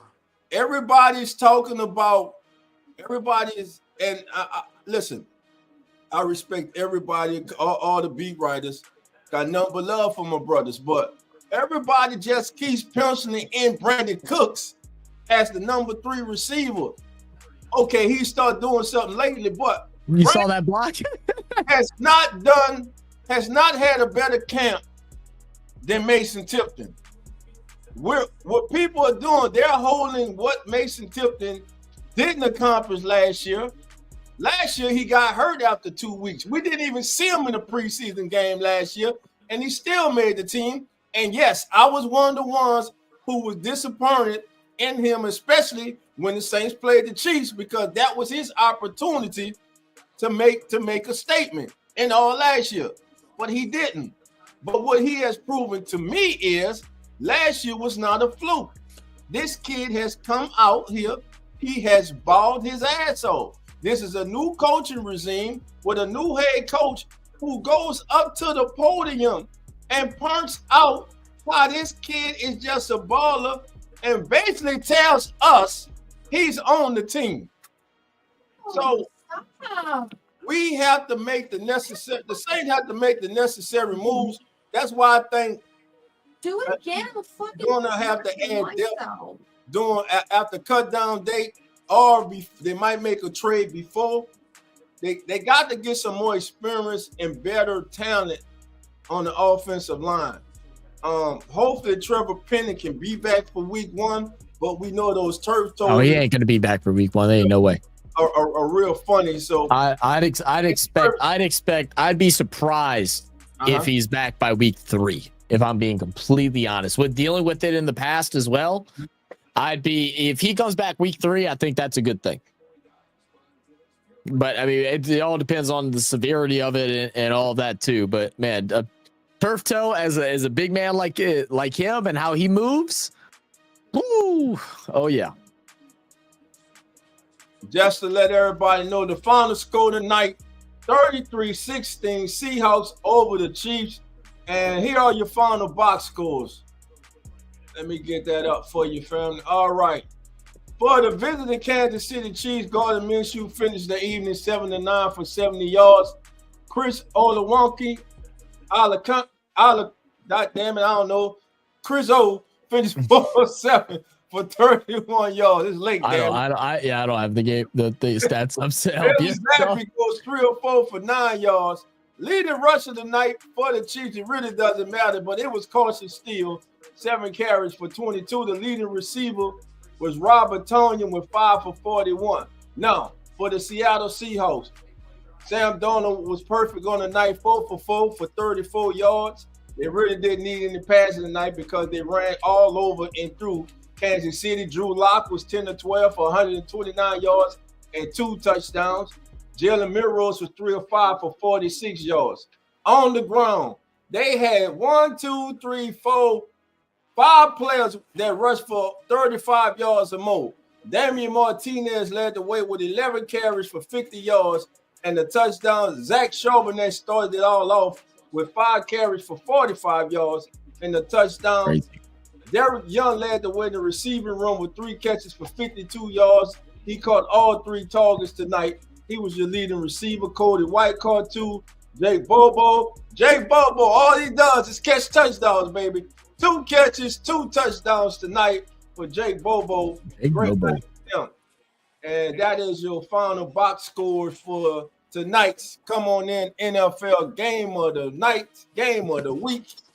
Kansas City at Seattle, baby. Preseason football.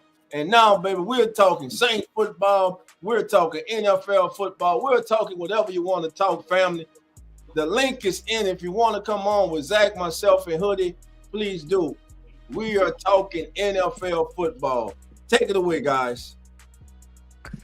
Yeah, dude. Well, I mean, just talk about this game. I mean, the one thing I have to say a lot about Seattle, which is again, I think Meg is right. She's gonna have me eating my words of ranking her team 21 and probably making Dolph eat his words of ranking them 19. Because the one thing, even though you got to take preseason with a grain of salt, and I know you do, but that offensive line looked really good, man. Being able to create those gaps and stuff like that. I know it's preseason.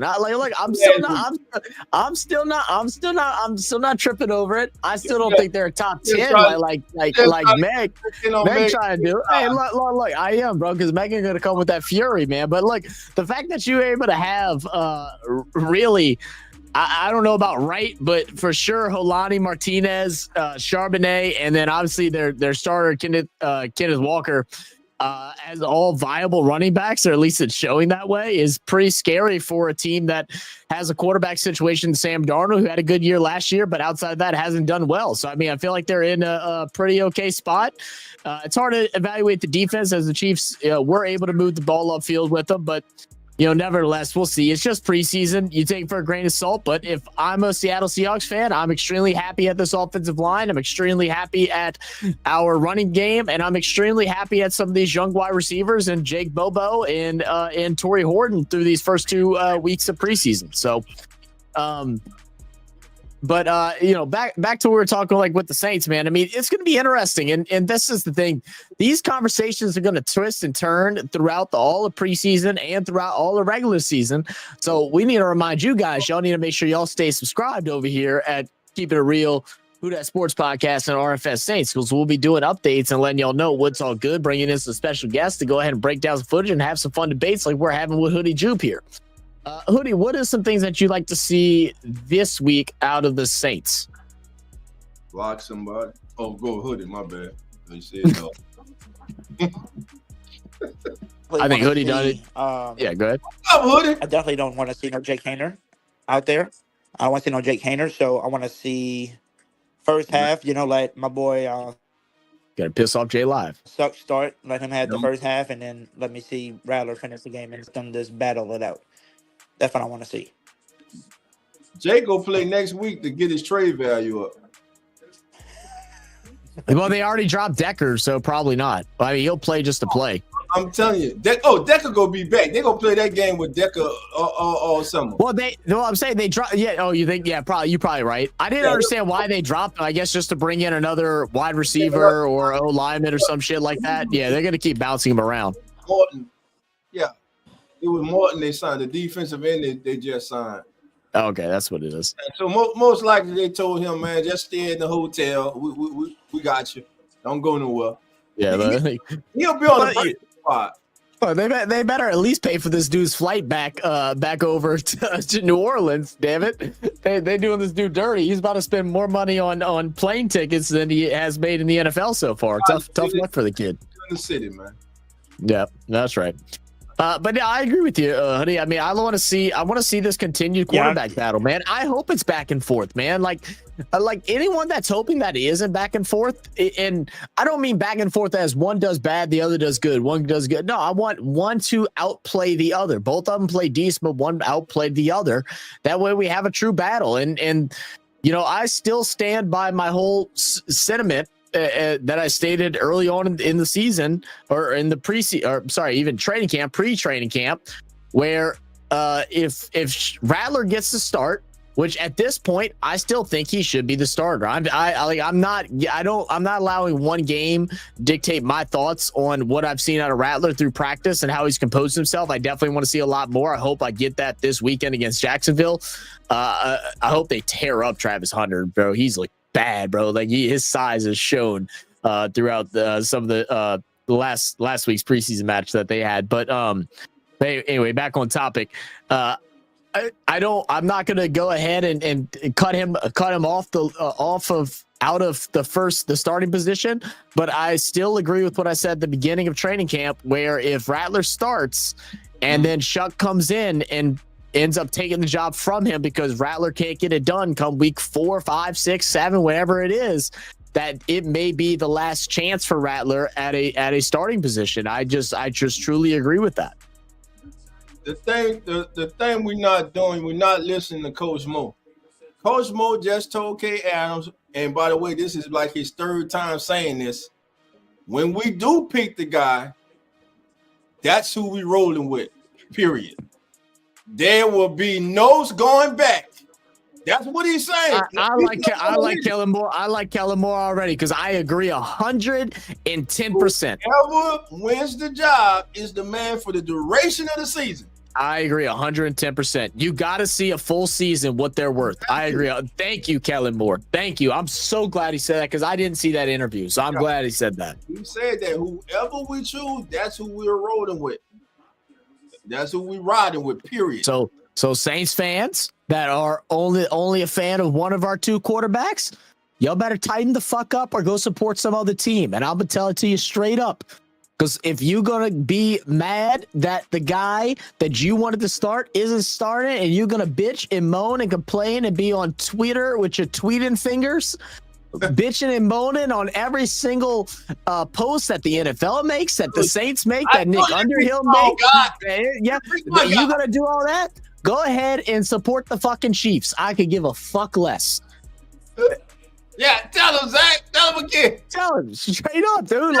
It's the weakest shit out here, bro. Hey, that's what I was arguing with yesterday on Twitter. I was arguing with some Saints fans saying that he said, well, the good thing about having Sucks now, if Sucks doesn't work out this year, at least we know to draft a quarterback next year because we know Rattler ain't it. I'm thinking how is Rattler not it? You haven't seen enough football of him. He said, I watched 6 games of him last year. And I said, 6 games with practice squad players. I want to see him with the starters. And he was like, well, I did watch college too, and he ain't good. But this is the funny thing that I thought about. Did y'all notice that Rattler was supposed to be a first-round draft pick the year before the draft? and then he got beaten out and he went to South Carolina. He wound up becoming projected as a second and third round pick. Then he wound up falling to us to the fifth. And then you think of Sadir. Everybody thought he was a first round pick this year. He fell all the way to the fifth too, because people thought of him and Rattler basically the same thing. Is their attitude and can they lead a team? Can they be that leader on a team? Because some of them had, confidence, and I guess cockiness. Because people was misjudging Rattler. Remember, because they were still thinking about that's because of that TV show. Yeah, the Netflix series. Yeah. Mm-hmm. So just thinking that they both kind of had the same scenario. They both were first round, second, round talents, and wound up falling because teams just wasn't sure about their attitude and their cockiness. And then you see them both now. Especially Rattler. Rattler is definitely not the same guy you've seen on the Netflix show. He's a totally different guy, and I just ready to see. I want to see Rattler with a full starting cast for a season if I can really judge somebody. But then again, if Sucks beats him out, I'm not gonna be over here saying, "Well, this sucks." I'm gonna be cheering him on, thinking he's the next Drew Brees, because I'm a Saints fan. I want him to be successful. I don't care who my quarterback is at the end of the day. But I want to see Rattler get a fair chance because he didn't get a fair shot. You can say, "Well, he started last year." He did, but not with the starters. So I need to see him with some starters. Hey, Hoodie, was it your list, or did you just say, "Well, this shucks"? Yeah, that what he said. I don't know. I really don't know. I think it just came out like that. What up, Jerry? Shuck. Oh, shuck. Oh, I shuck. can't wait to shuck he. Shuck the he. Shut the shuck up. Shut the shuck up. Yeah. Man, look, Him, Hey, he's gonna have a breakout season. Hey, He's about to have a breakout season. oh, I agree 100% with that. hey, What up, Jay? nephew. What up? Man, after what you were saying, I am with you 100%. If Saints fans got an issue with that, there is another team they can go to. They welcome them. There's an exit door out there. I agree. He's gonna be a Falcons fan. Well, like we talked about it earlier a lot with Megan about and T Dirty about like how rebuilds go and stuff, and we're put in the worst situation for a rebuild in the sense that it hasn't been growing up to this point to where it's like a normal rebuild, like what the Seattle Seahawks went through, like what Meg was saying. They were building up for that rebuild where they just need a quarterback and like one or two other pieces. We need a little bit of everything, man. We don't have, I think our defense is fine. I think we have some decent depth at defense to where like we can consider that in a good space. Obviously want to add pieces, but we're in a space.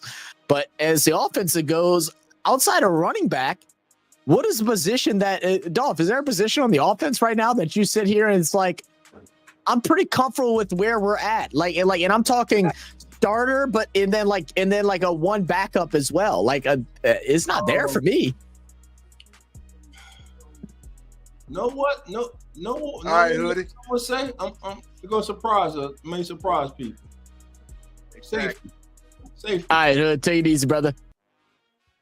Talk to you soon, man. We'll set up. We'll have to set up a show next week after the game or something like that, and maybe we can pull up the all 22 like we did the other night, Dolph, and we can break it down. So, Hoodie, I'll text you. We'll figure out a day that works for you when you're not streaming as well. Yeah. All right, cool, man. Good, man. Tomorrow's my fantasy draft, so wish me good luck. Good luck. I got a draft too, man. Good luck. Yeah. Get Rashid Heed in the third round, baby. Third round. Second overall pick, baby. All right, maybe the seventh. You're not getting Saheed, man. I get all the Saints players screwed. I'm getting Spencer Rattler as my QB. There you go. All right, Hoodie. But go ahead, Dolph. You were saying? I was saying what? Hell, I forgot. Shit, a position on the Saints offense that you feel like. No, offense. I'm talking offense, not defense. I think defense is okay. I'd like a little more work on the line, but I feel like we actually have depth at linebacker now. I think we have okay depth at cornerback now. I think safety with bringing in Blackman and Reed, I think we're like okay.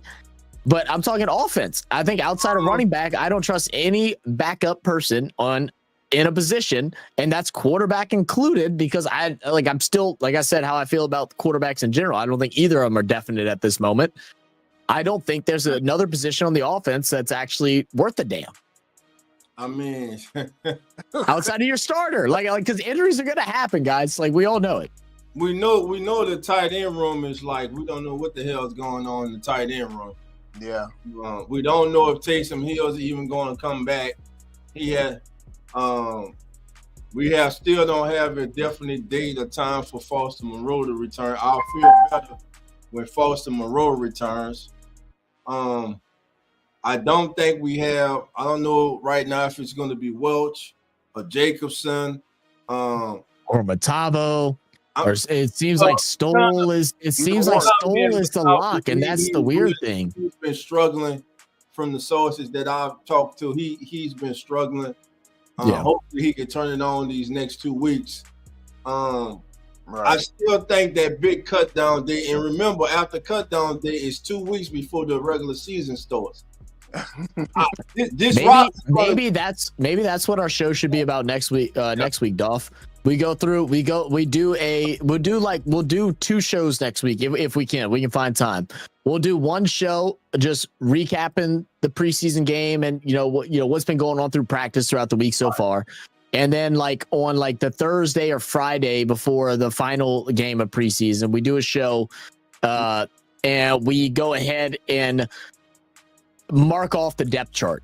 So we go look at defense. We name our 2 starting safety, and then we don't go super deep. Like I don't think we need to be going like third string, but let's do first, second string for every position who we think has been there, and we could talk a little bit about those guys that are possibly third string on the brink. I feel like that'd be a good one. Yeah, let's do that. I like the plan. Yeah, we'll do that. Amari Cooper, I don't think is actually still available, Kenneth.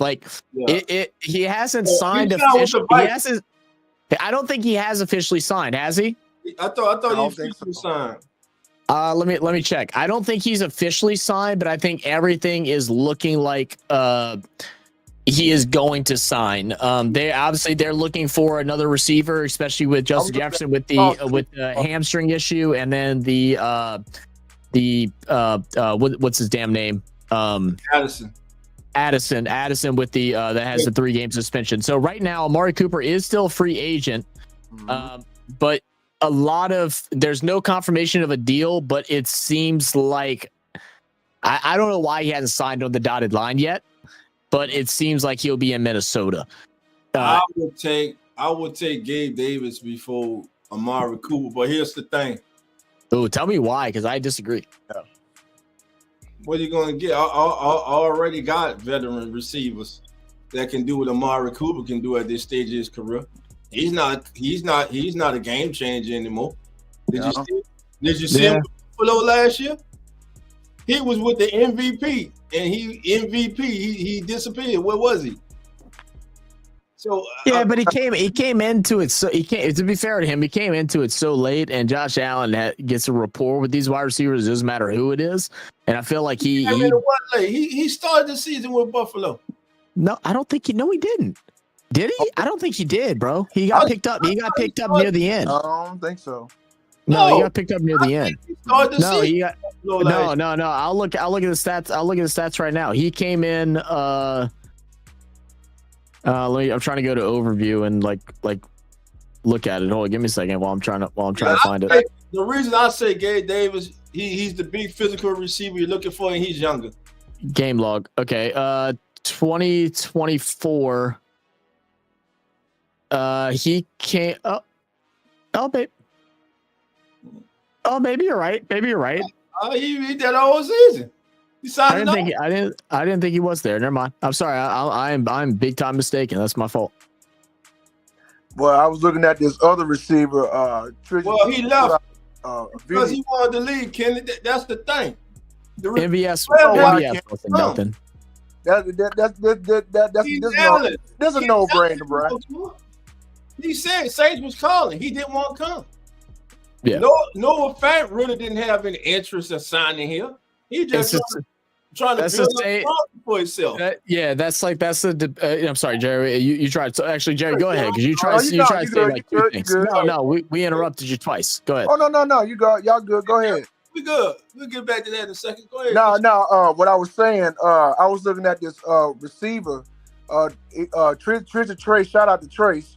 He put out a video earlier today, and he was talking about this wide receiver from the Chiefs, Justin Ross. I think they were looking at, he was like 6'4", 225. And yeah, that's so from the you always Chiefs. talk about you need a big body receiver, and I think with Bud Means out for the season, you still need a big body receiver to alongside with Chris Olave and Shaheed and Cooks. And I think and if he's still out there as a free agent, I think the Saints need to. I think they say he brought him in to for tryout. I think, and if that works, he could be an addition to that wide receiving room. So I'll say this, and I'll let Dolph go right after me. Well, what I was gonna say before, which I guess ties in with this, is that everybody's like, why are we not signing a veteran wide receiver? Why aren't we going after Keenan Allen? Why aren't we going after, we should have grabbed Noah Fant. We did. They don't want to come here, guys. We're not look, the fact that we have good food is not enough to sell somebody to come and play in a New Orleans Saints uniform. It doesn't work that way. The thing with Justin Ross for me is, what has he done? But that's where we're at as far as signing. We're taking a chance on guys that have been overlooked, and Justin Ross is probably a good one because they've had their favorable weapons over there in KC. So maybe he was one of those that was overlooked. So you go ahead and bring him in and then see how it goes out, because we don't have anything secured. The fact that we're talking about with the New Orleans Saints, we're talking about Brandon Cooks. We're talking about Mason Tipton, who hasn't shown anything in an NFL game yet. We're still talking about Bub Means. He's hurt now, but we've been talking about Bub Means. But what has that shown anything about us? Don't listen to Brisky. He's a Lions fan. He's listening to Amon Russ, St. Brown's brother. Just ignore him. Sometimes you just got to ignore Brisky. And then we're talking about Pettis and Kevin Austin Jr. That's who we're talking about right now. I'm ignoring that comment the whole time, Zach.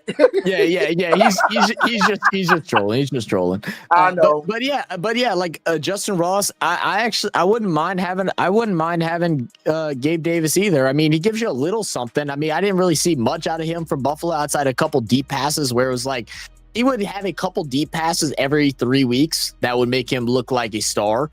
But I think he is in the same boat as an MVS. So it's like, you can bring him in, but he's the same thing as the MVS. He's going to give you a couple deep balls every now and then he's going to be like, oh yeah, that was really good. But I guess that's what you asked for in a third wide receiver, right? I don't know. How would you evaluate looking for a wide receiver, Dolph? Right at this point in time. I just want good football players. I really don't care. I'm kind of over that size stuff. Like if you can play football, you can get open, you can catch the ball. I don't care, man. It's the NFL. Well, I wasn't even talking about size. I was more talking about like his usage. Like he just wasn't used anywhere else. Like he was a one-trick pony, a deep ball. That was his one-trick pony. Davis? For the most part, bro, it was a deep ball, and then it was a play over the middle where he make one miss. It wasn't like he had consistent hands. Yeah. But that's what we do though. We like, it's just not us, it's every fan base. Yeah, that's true. Somebody gets cut, and immediately everybody jumps onto Twitter, X or whatever. Man, Saints should sign him. Chiefs should sign him. Ravens should sign him. Mm-hmm. Why? One of it. You're doing. First of all, do they fit in the locker room? We always overlook it. Do they fit in the locker room? First of all, what kind of character do they have? Secondly, are they still a good football player? Is the system that they're coming from, was that system not sufficient to their skill set? Yeah. And you know what? I'll agree with you that because I just called myself, and I'm going to call myself out on doing it, on pigeonholing a player based off the skills that they shown on one team. It's the same thing with basketball, where we look at certain players as the one-trick pony, just shoots a three or just rebounds, but then they go to another team, and then they can do a little bit of all of it. Right. And it's kind of like that with wide receivers too. So I'm gonna catch myself on that, and that was wrong of me without studying tape because I haven't done no tape on I Davis. got to catch myself. And guess on who? I say last night, Velus Jones Jr. Because when he came, a real shot. I read everything about him in Chicago. How he was a 3rd round pick. How he had fumbling problems. How he just failed miserably. But since the kid has come here, I see a kid that could be a huge asset. That could do a number of things for you. Special teams, running back, wide receiver. And to me, I believe he's one of those players that can kind of take some of those Taysom Hill things that we're going to miss since we don't have Taysom. And he can possibly do some of those things. Right. You know, but so that's a person I have to eat words on. You know, because I was not expecting much from the signing with him. But this young man came in and he's bowed his ass out. He has a legitimate chance to make this team. Yeah, that's all. Yeah. And that's what goes back. That's what goes back to. I'm sorry, Dolph. That's what I mean. That's what goes back to. You know, we got to really trust our scouting team, and I know that has been something that. Yeah, exactly. I wanted to jump off a ledge saying it, but like we're at that point. We do have to trust our scouting team and how they evaluate players and how they think we can fit this scheme, because we're not going to go grab like I said, obviously we're not grabbing Keenan Allen. He's already signed with the Chargers. But like we're not going to go grab a guy like that because they're not going to want to come here. So we got to go in and dig deep and find some of these guys that have been in the league for 4 years or whatever, that have skill sets that didn't work out on the team that they were on, but maybe they could work out on ours. I mean, we're in a weird situation. We're in a dark spot. Like, I don't think maybe we find a diamond in the rough. They end up being a difference maker. We've seen those across the league throughout, all the time of us watch football, guys that have went to one team and look like shit, go to another team. Then all of a sudden they're like, oh shit, these Pro Bowlers, all pros, all this stuff. So, we're not going to go get no big name. We're just not. It's just trying to figure it out, man. We're in a weird spot. We got to kind of roll with the punches at this point. As frustrating as it is to admit it, we're going to have to do that. We're going to have to find some diamond in the rough on our squad and through free agency that we're going to sign for cheap that may have been busts somewhere else. And I like that we're bringing in a lot of different guys to come and try out. I really like that we brought them in. I'm surprised we've only signed a couple out of them because I don't think any of the people on our team right now are like for sure them guys. Like if they don't fit the situation, especially at wide receiver, that's the one I keep nagging at. Is like if they don't fit the situation, you don't feel like they're a person that's going to compete for the spot, then bring somebody else in. It's like Peoples Jones Jr. Why is he still on the roster? We haven't even used him at wide receiver at all. Like we used him as a punt returner. We can have someone else punt return. Man, if you don't feel like he has a spot as a wide receiver 5, why is he there? Remove him. Bring somebody else in. You gotta look at the reps, the lack of reps he's been getting too. So that's a telling tale too. So, that we don't want him. So like, why is he there? So I don't know, man. But I don't know either, man. We've been here about 3 hours. I got a football game to coach in the morning. Oh yeah, come on. So we about to we got our scrimmage. Shout out to the Phony Youth Football Association. Shout out to my 8U, 10U, 7U, 12U, 8U, Phony Spartan football team, baby. We go to battle tomorrow, baby. Can't wait. Gonna be a great day of football tomorrow. Get up. I love spending time with the kids, even though Coach Dolph get on them, baby. I got to get on them. Got to get them right, baby. Got a job to do, Dolph. Handle it. Got time to baby you. You play Fortnite all night, damn it. You not playing Fortnite, you learn how to block today, damn it. Bring them up. That's right. Well, look, guys, we'll go ahead and roll out of here. I'll just let y'all know I'll be live. Are you doing a game tomorrow, Dolph? No, not tomorrow. Okay, I'm not doing it. That's what I was asking. Okay. So tomorrow I got a fantasy football live draft tomorrow. This is for RFS 3. If y'all want to come join in and come watch along, if y'all want some fantasy tips. I'll be giving out plenty of them. We'll go through the draft. I talk through all the picks and everything as they're happening in real time.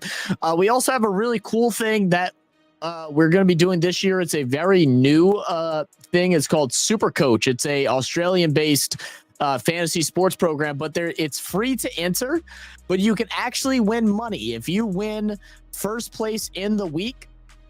If you win first place in the week, out of everybody that plays, not just your group, your tournament or whatever group of guys that you entered with, you win overall first in the week, you win $1,000 Australian. So it's like 650, 700. Well, sign up. I'll send you a link, dog.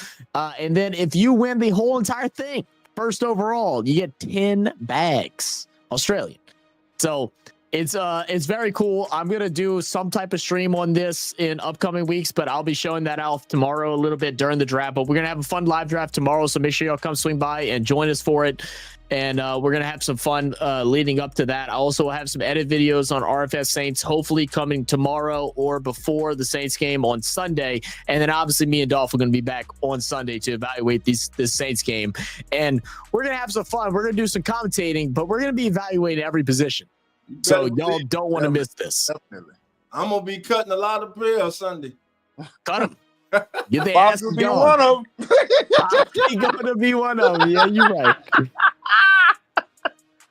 Man, how the hell I was? Come on, Foskey, show something, baby.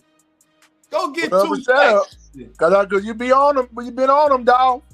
He gonna come through tomorrow. He gonna get him about 2 sacks and a fumble this Sunday. That's right. Shut everybody up.